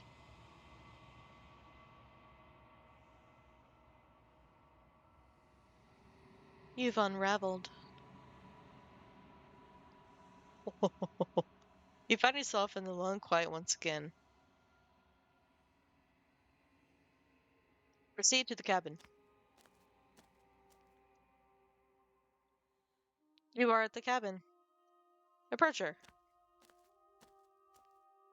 There's a world beyond the endless walls of the long quiet. We're supposed to be there. Do you know what we'll find out there?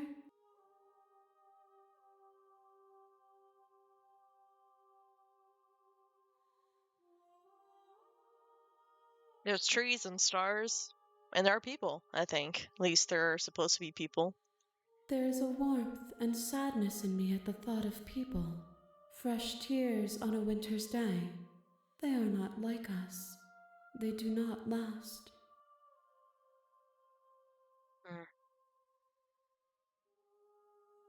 Do you have thoughts on this vessel? These ones are a contradiction, a winding kaleidoscope of paths unwalked. They are stretched into a shape not unlike me, but it is a shape they cannot hold. They will make for a rich and vibrant heart. Do not mourn them, for they will finally get to know themselves.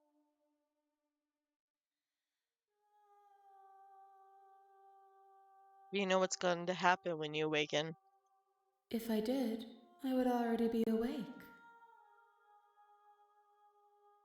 Okay.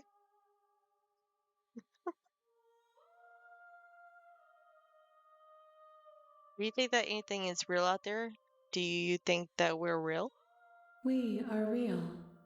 Nothing is an idea that dwells in the absence of something. But nothing cannot exist on its own. And because of that, nothing can't exist.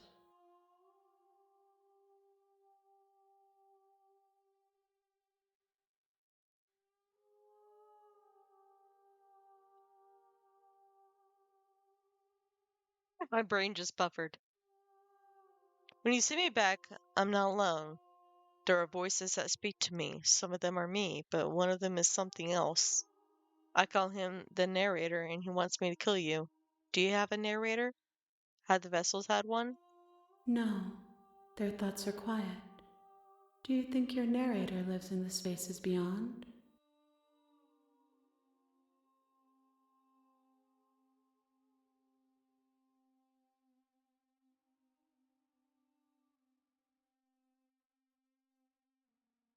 Mm.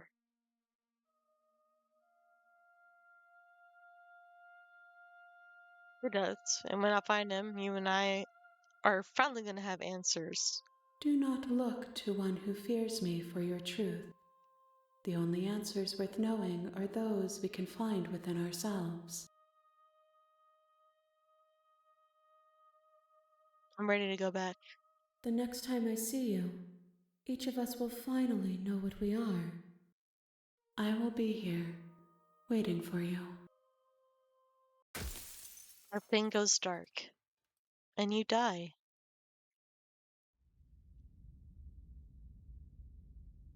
Chapter 1. The Hero and the Princess. You're on a path in the woods, and at the end of that path is a cabin. And in the basement of that cabin is a princess. You're here to slay her. If you don't, it will be the end of the world. Ooh.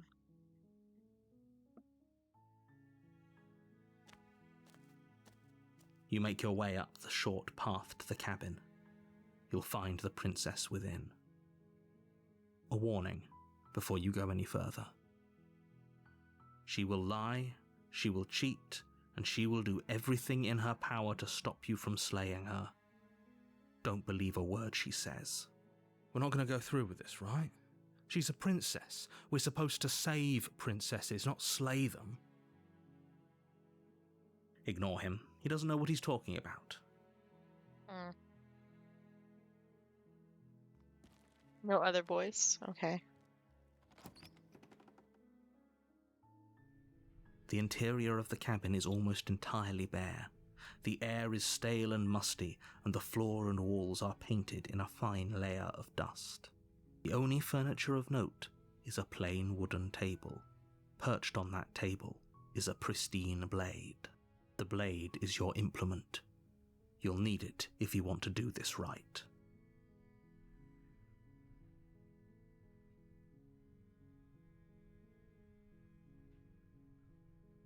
the blade. You take the blade from the table. It'd be rather difficult to slay the princess and save the world without it. Enter the basement. The door to the basement creaks open, revealing a staircase faintly illuminated by an unseen light in the room below. This is an oppressive place. The air feels heavy and damp, a hint of rot filtering from the ancient wood. If the princess really lives here, slaying her is probably doing her a favor. Her voice carries up the stairs.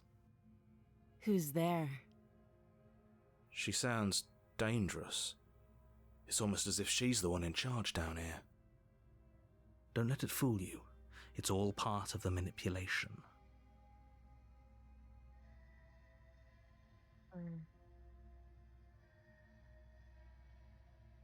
Continue down the stairs. Good. You're still listening to reason. You walk down the stairs and lock eyes with the princess. There's a heavy chain around her wrist, binding her to the far wall of the basement. She's so coldly beautiful. Is she really a threat to the world? Focus on the task at hand. And there you are. Are you here to kill me or something?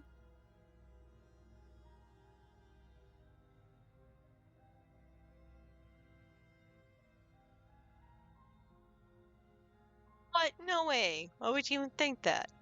That giant knife you're holding kind of gives it away, doesn't it? What? No. The blade. Of course she doesn't want to talk. Who'd want to have a conversation at knife point? We should drop it.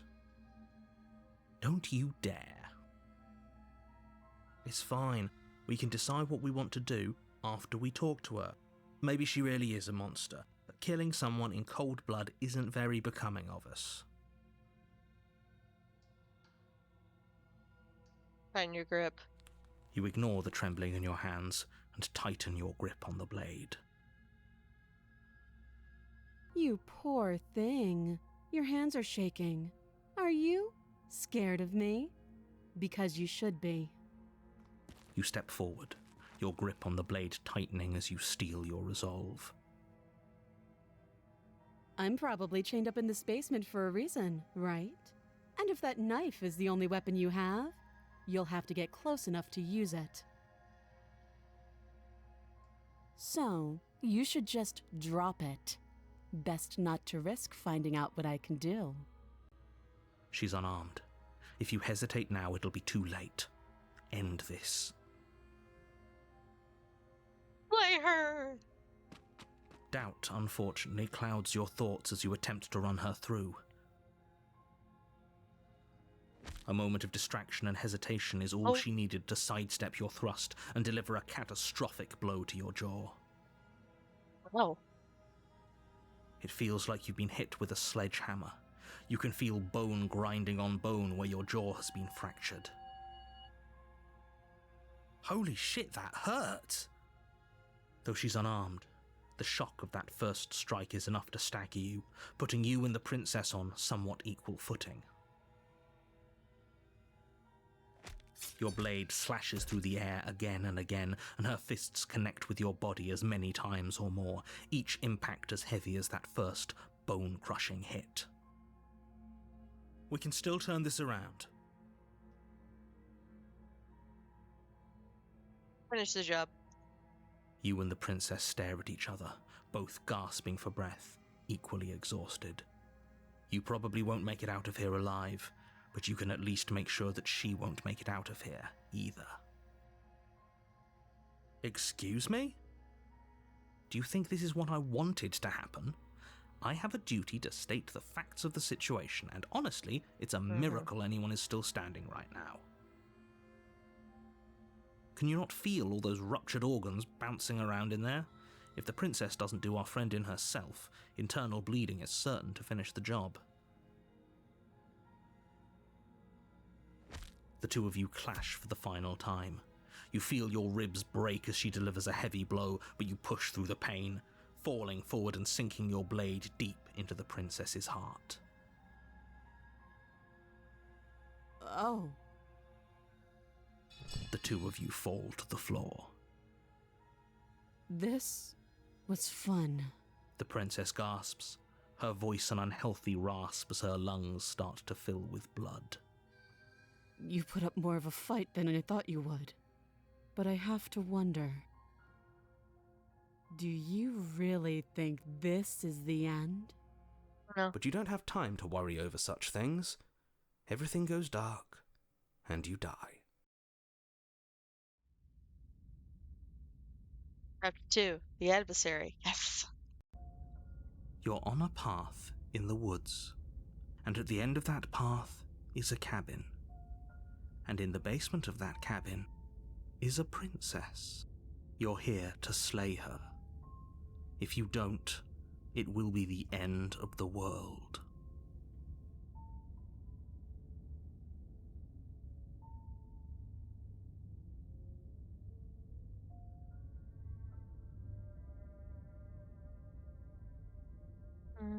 Proceed. A warning before you go any further. She will lie, she will cheat, and she will do everything in her power to stop you from slaying her. Don't believe a word she says. Lying and cheating doesn't sound like her at all. Not that it matters. It's not like she can lie or cheat in the middle of a fight. Oh shit. Are you sure about that? The point of my warning wasn't to start an argument over what circumstances the princess is capable of lying in. It was to give you some broadly applicable advice. The princess will do and say whatever she thinks it will take to get her out of there, so don't trust her. Ever. Are we clear? Crystal, let's just get on with it already.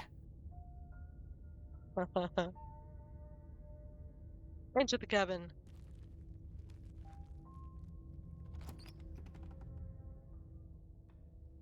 The cabin is tighter than its exterior would suggest. Its cold stone walls press in on you, as if trying to forcefully direct you towards your destination. The only furniture of note is a black iron altar with a pristine blade perched on its edge. The blade is your implement. You'll need it if you want to do this right. Take the blade. You take the blade from the altar.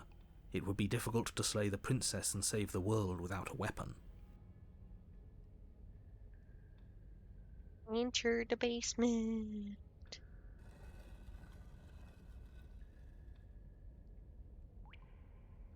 The door to the basement creaks open, revealing a rough stone staircase, its walls pressing at your sides and tightening as you descend.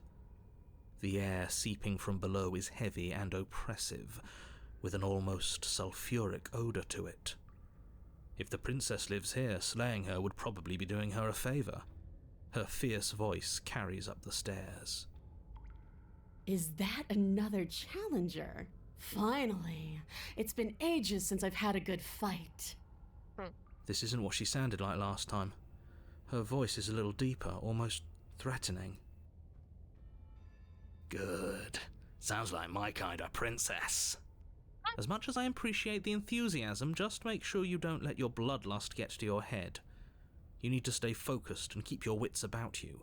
Remember, you're here to slay the princess, not to have a good fight. As you descend the final step, the form of the princess comes into view, a large shackle leading from her wrist to the basement wall. It looks like she could rip those chains out of the wall without a second thought. Oh, it's you again. I'd been hoping you'd find your way back here. Good to see that death doesn't stick for either of us. And you brought your little knife, too. Yes. I'm going to have fun breaking you into little pieces. You can step on me. Hey, what? Slayer. Good. With a singular focus, you launch off the wet stone floor of the basement and catapult yourself headlong towards the princess. Here we go. Let's make this count. Oh, we'll make it count, all right. You can feel flesh give way before a sudden impact shit. blunts your momentum, your weapon tightly lodged in the bone of her arm. She grins at you from behind her guard. Push! Pull it out. We'll try a No. different angle. Push! No, we can do this. Eh. Just keep pushing. We're not gonna win if our weapon's stuck in her arm. Push! Okay, keep pushing. The princess's grin widens as the two of you push against each other, her fiery eyes and masochistic glee practically lighting up the dreary cave. Yes, you get it, don't you? So I only continue pushing. Yes, you're right. We don't even need to talk about it. Your balance is Oh, suddenly shit. thrown off as the princess pulls you into her knee. Bake me, mama. It collides with your ribs, and you Oh. feel them splinter, cracking like wet wood from the impact. As she strikes you again, you hear the whine of straining metal, and then a snap. It would appear that she's loose. I'm in We're danger. fine. But you barely have enough time to notice before the princess follows up and smashes her forehead against yours. Ow. Your grip loosens from the impact, the blade still wedged in her arm as you tumble to the cold stone floor. I said we're fine. I didn't say you weren't fine. I was just describing what happened. You might not have said as much, but you certainly implied it. It really doesn't matter. The princess glances down at the blade embedded in her arm, and with near total ignorance to pain, slides it out of its sinewy prison. You forgot this. Ew. She tosses it at your feet.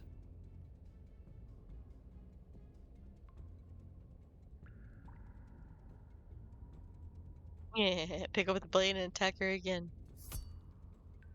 You and the princess attack each other once again, each of you dealing a single, terrible, lethal blow.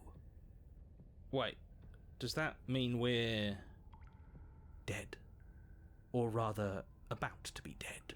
As your blade pierces her sternum, the princess buries her fist into the soft meat of your organs.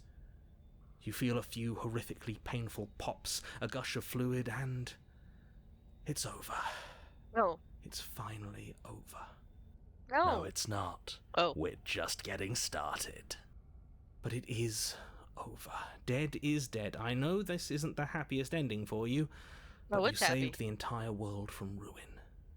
There are few better endings than that. What are you talking about? Well, are you going to listen to him?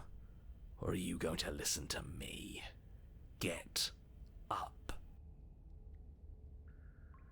I'm a god, bitch. Get up. Wait, no, that can't be right. This is Your eyes insane. bolt open and you push yourself back to your feet. Alive. Ha! I told you. I told you this wasn't over. What about her? The blade went right through her heart. What about her?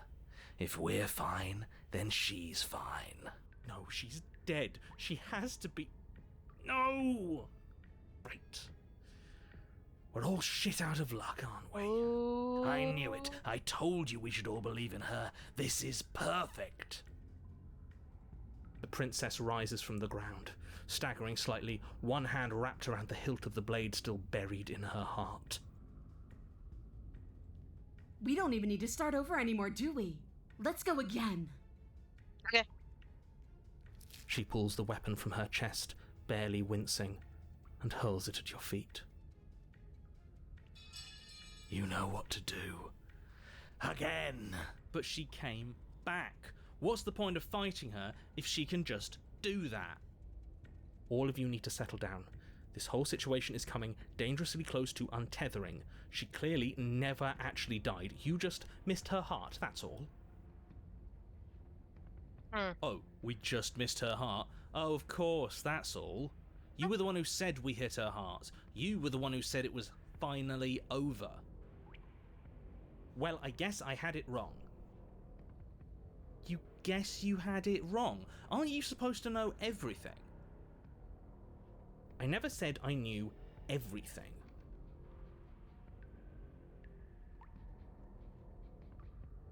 Attack her again. Get her. With an unbreakable determination, you snatch the blade from the floor and stumble back to your feet. Both you and the princess quake with adrenaline as your eyes lock across the basement floor and share a knowing look. Free from hesitation, you close the distance, both you and the princess aiming to end each other. Ah. Your blade digs into her neck, grinding against her vertebrae as her fist Okay. connects with your body. The impact forces the air from your lungs, stars dancing in front of your eyes as you fail to keep your bearing. You both collapse to the ground before either of you has a chance to survey the damage. And then we get up.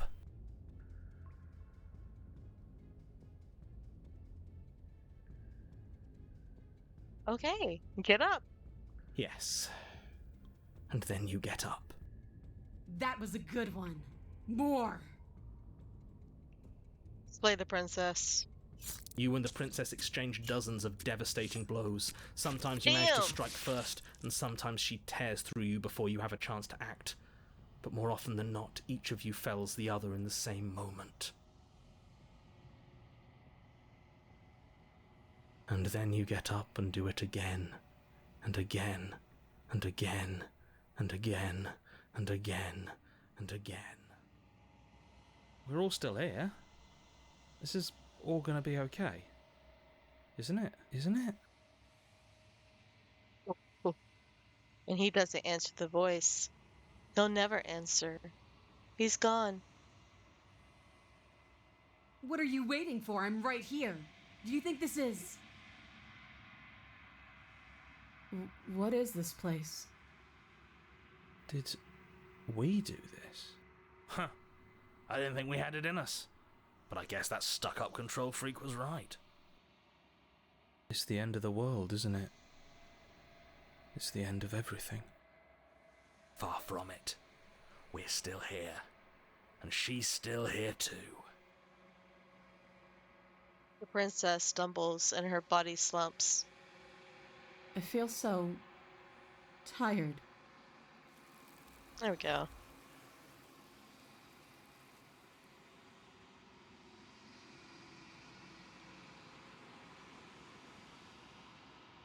You do not get the chance to respond, nor will you ever. It's time to leave. Memory She's gone. returns. Where did she go? Should we try and find her? And is that a mirror? Why is it here? Why now? Approach the mirror. You approach the mirror. This doesn't feel right. It feels different. Final.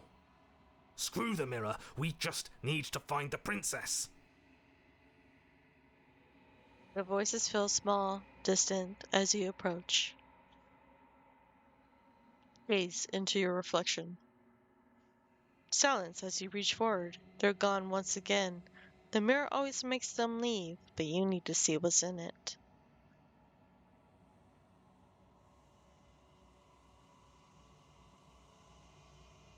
You are nothing at all.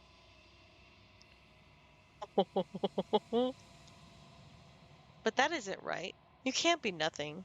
You refocus your gaze and then you see it. A figure, faint and veiled in shadow, just beyond the reflection.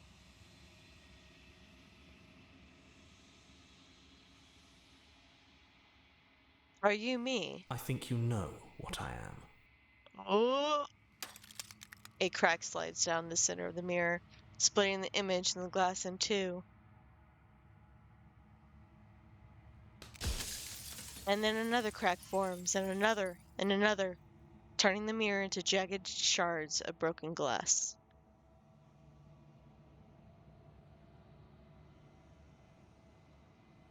Oh, shit.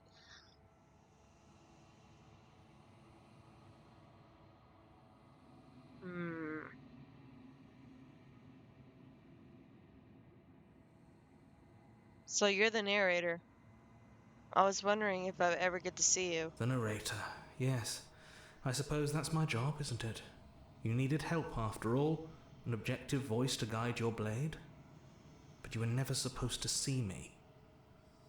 I wonder how many worlds you've damned to extinction to fall this far.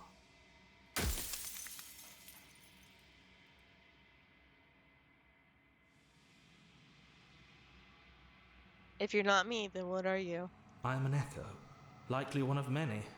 Somebody made you after all, and I'm what's left of him. Not that I'm the only one who can make that claim. I'm sure you've met many others like me.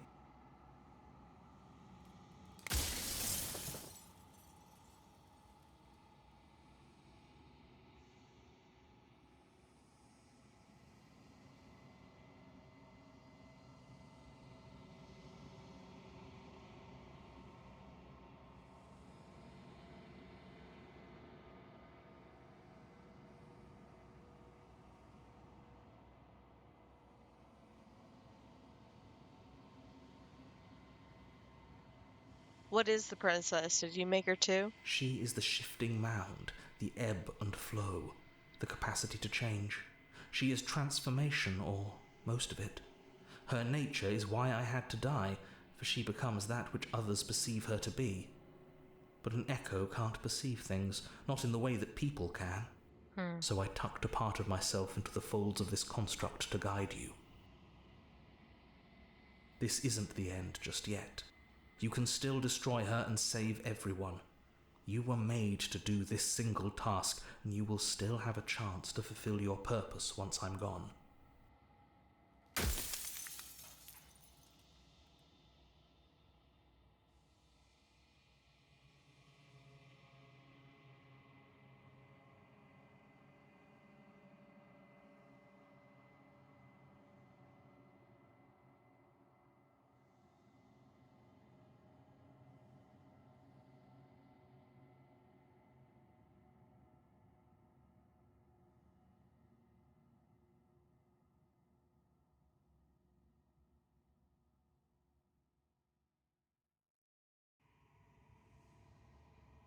I wasn't supposed to see all this, was I? You were either going to have seen all this, or you weren't going to have seen all this.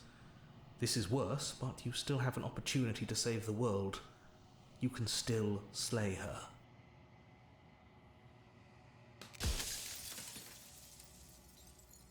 If I destroy her, won't I be alone? Yes, you will, but it will all be worth it.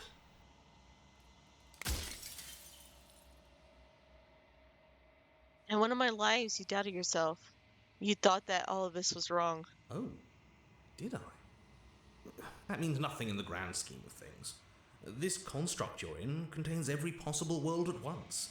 The fact that you managed to find one reality among trillions where I was delusional proves nothing.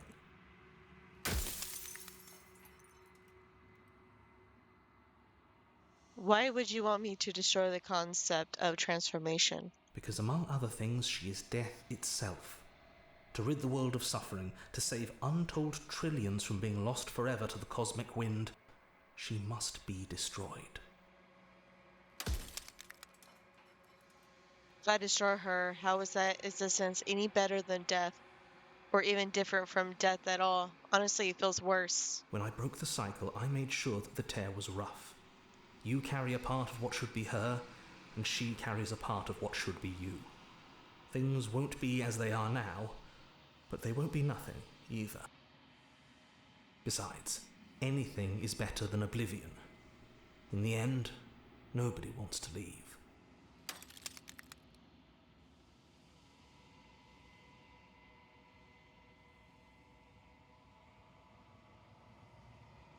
For everything you've done to us, do you think anyone deserves to live? Nobody alive has done anything to you. I'm all gone.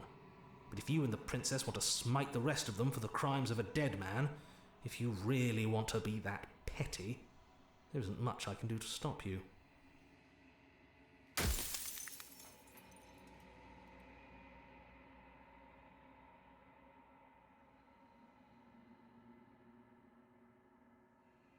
Others like you said something like that before. Has every narrator really been different? Of course, and that is by both necessity and design.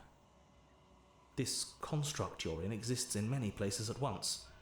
Any time you failed, any time you thought yourself dead, it would restart and shunt both your consciousness and hers into another world. But you'll be awake soon, and then it won't be able to work like that anymore.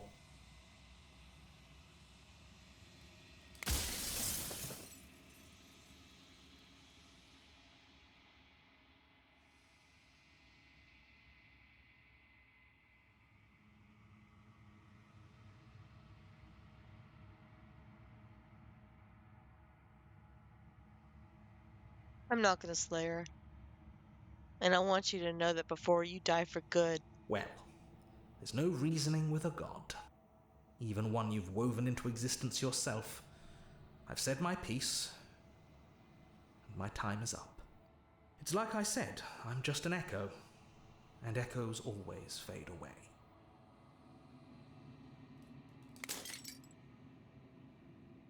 As a final fragment of glass shatters, you see yourself with newfound clarity. You are the long quiet, a vast and omniscient God, and it is finally time for you to wake up. All of this is you. Proceed to the cabin one last time. When you arrive at the heart of things, there are no final vessel for you to bear witness to. There's nothing for you to find.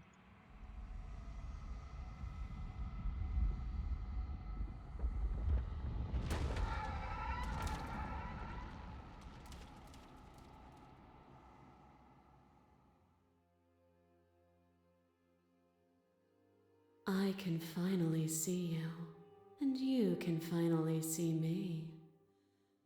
It's been so long, and my heart has ached for this moment. I've missed you dearly. It's hot. I miss you too.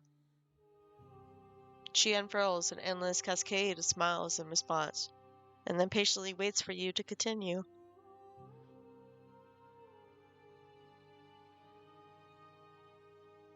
I'm the long quiet, but I don't really know what that means.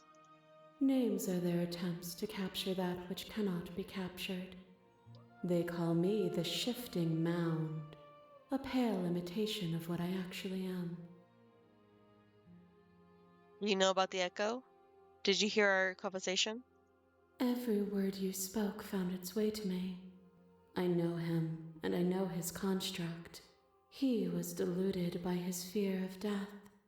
Pay him no mind.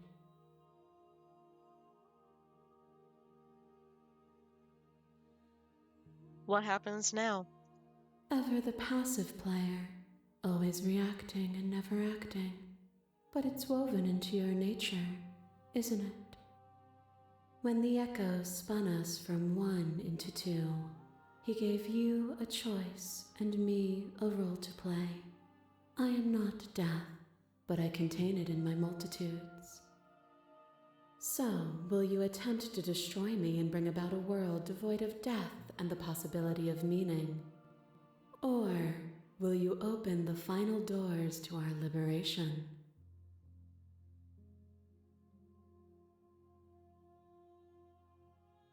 Are we gonna fuck?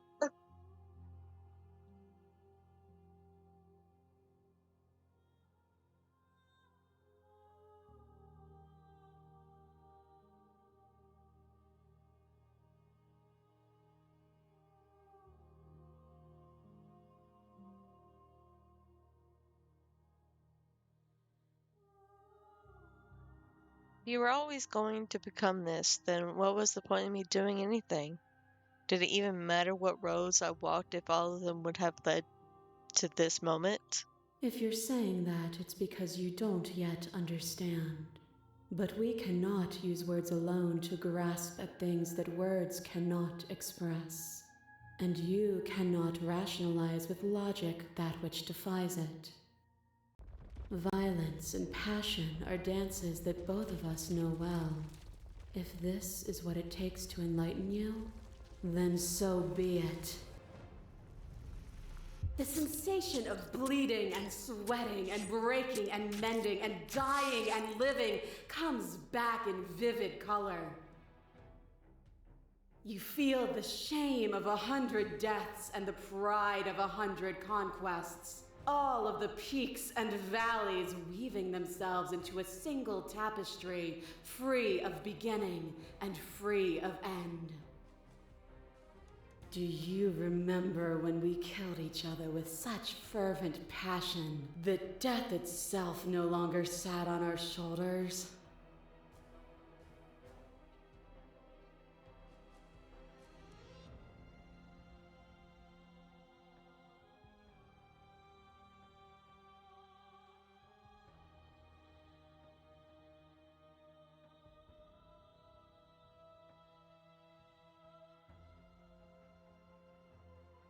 Address this vessel's statement directly.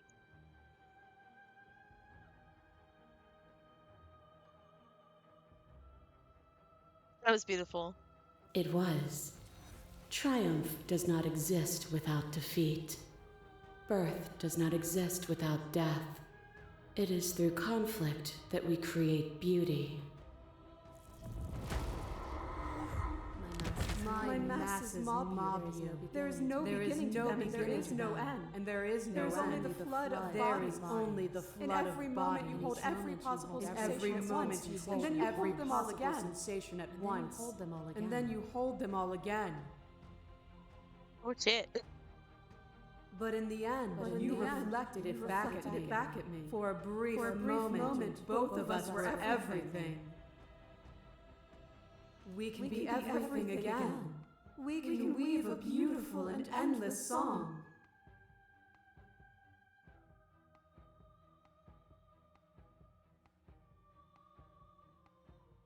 Address this vessel's statement directly.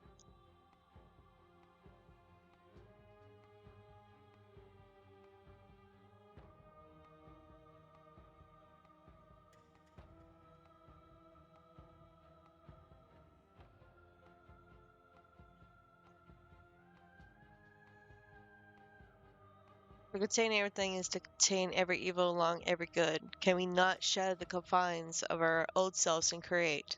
Without the contrast of pain, pleasure is muted, made No. dull by the assurance that it will always be. A song that is only sweet is a pale horizon that never falls.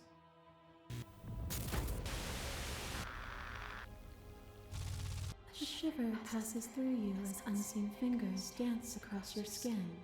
They remember the violence you inflicted on them, and yet they don't return it.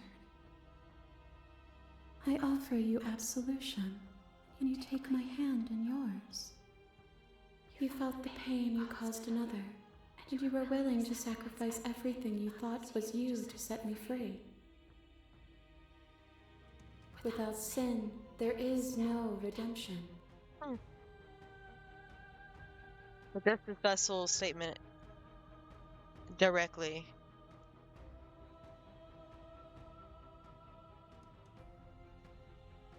And I would sacrifice everything to free you again.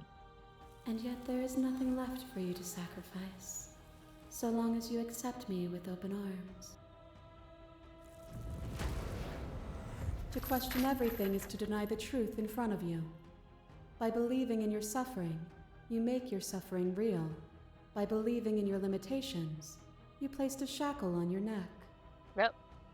I did that. Bound for eternity, you saw the need for impermanence, and it was through that need that you carved our freedom. Without impermanence, the suffering of living things is infinite. Would you strip my gifts away and leave everyone to suffer in the dark? Address this vessel statement directly.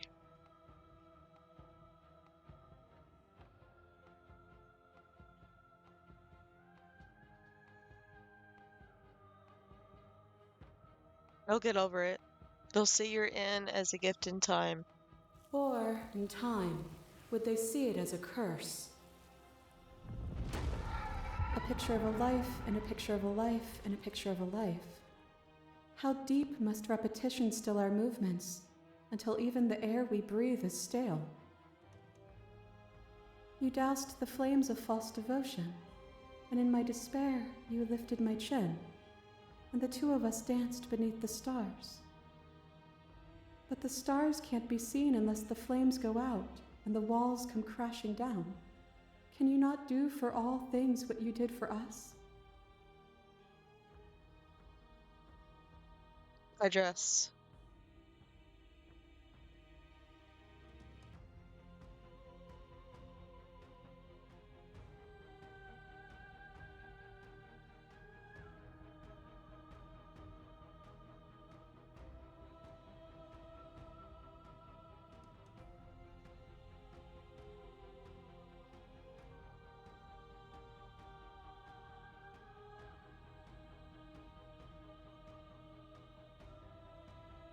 What we shared there was agony, but it doesn't have to be like that.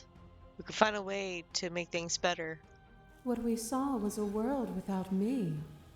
Everything will be okay, so long as we leave together.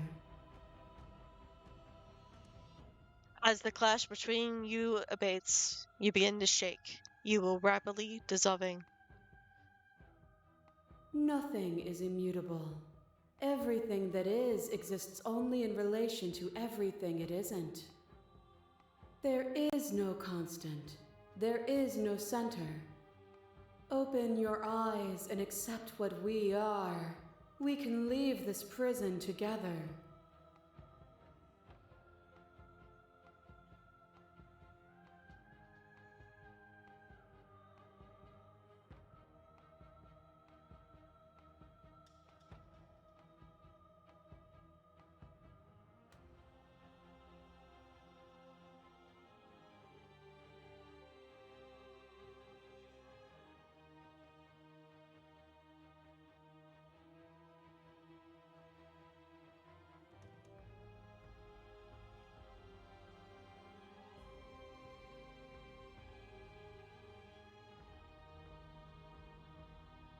You've done everything you can to make me understand your perspective, but you keep dismissing mine. If you think you can change me, then I must be able to change you. What I offer you is not perspective. It is truth. Whatever you're trying to do right now, you don't have to do it alone.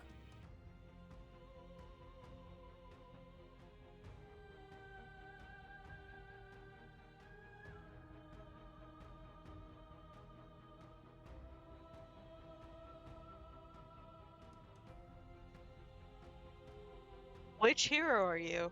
All of them? I assume in the same way that you're all of you.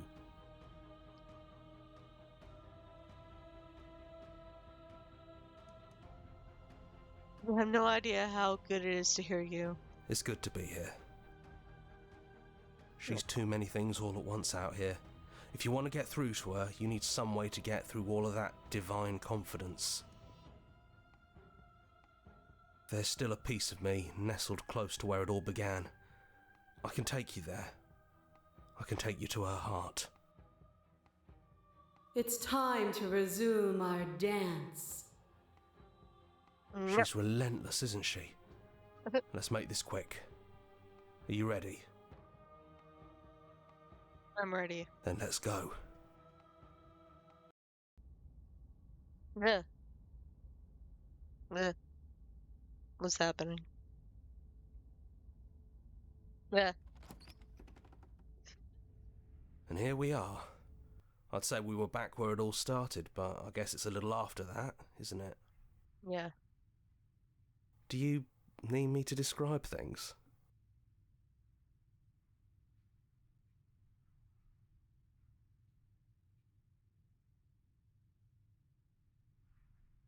I like that. For old time's sake. Yeah, of course. The interior of the cabin is, well, it's a cabin, yeah? There isn't much here, just a table and a knife and a door. And some windows. There's no mirror, either. I think you broke it. And I know you're still trying to find some middle ground, but if things go south, we're going to need that blade. Right. Is it just you and me? Did anyone else make it to the cabin? It's just us. I think the rest of them are still out there, jumbled up in the rest of her.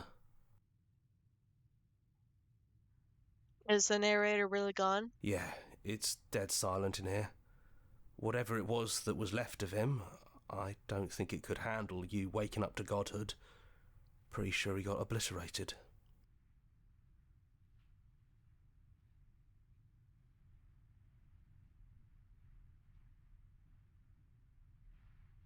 It's funny, after everything he put us through, I'm kind of sad to see him go. Yeah, it's complicated. He put us through hell, but he's been part of us since the very beginning, hasn't he? Yeah.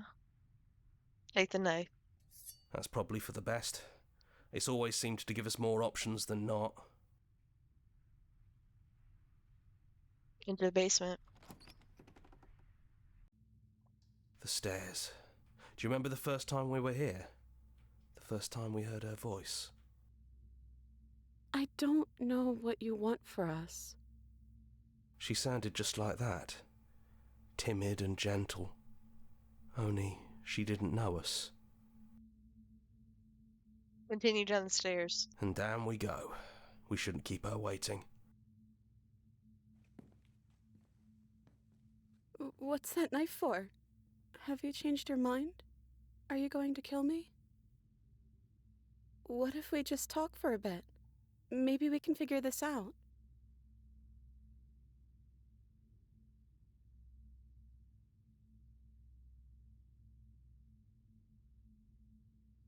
I haven't been saving much. Sit with her.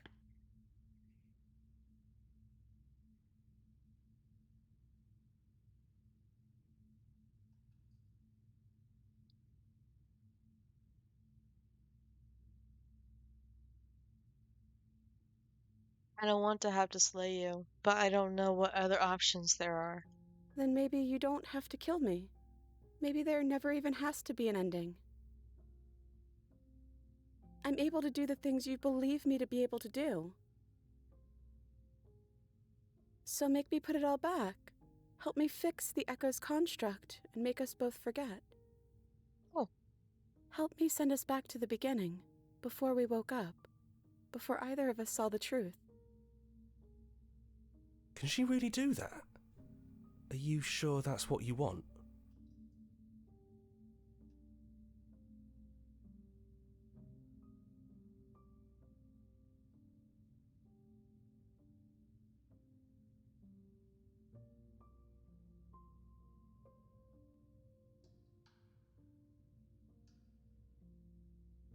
If we're talking about this right now, how do we know we haven't done this before? Maybe we have done all of this before. Maybe we're supposed to do this forever.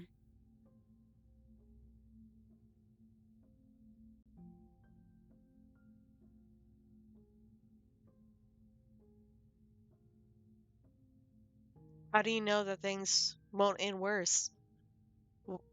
What if when I make my way back here, I'm different and I hurt you? What if I kill you? What if I let you bring about the end of everything? None of that will happen, because you'll still be you, and I'll still be me.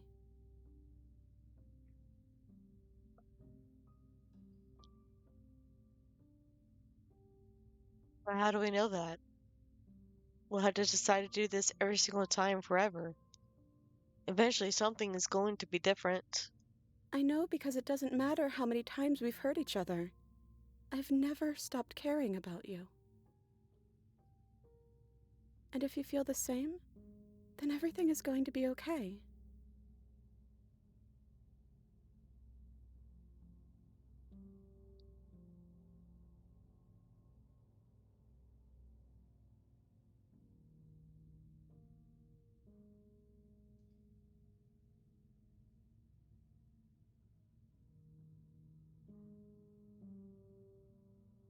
Okay.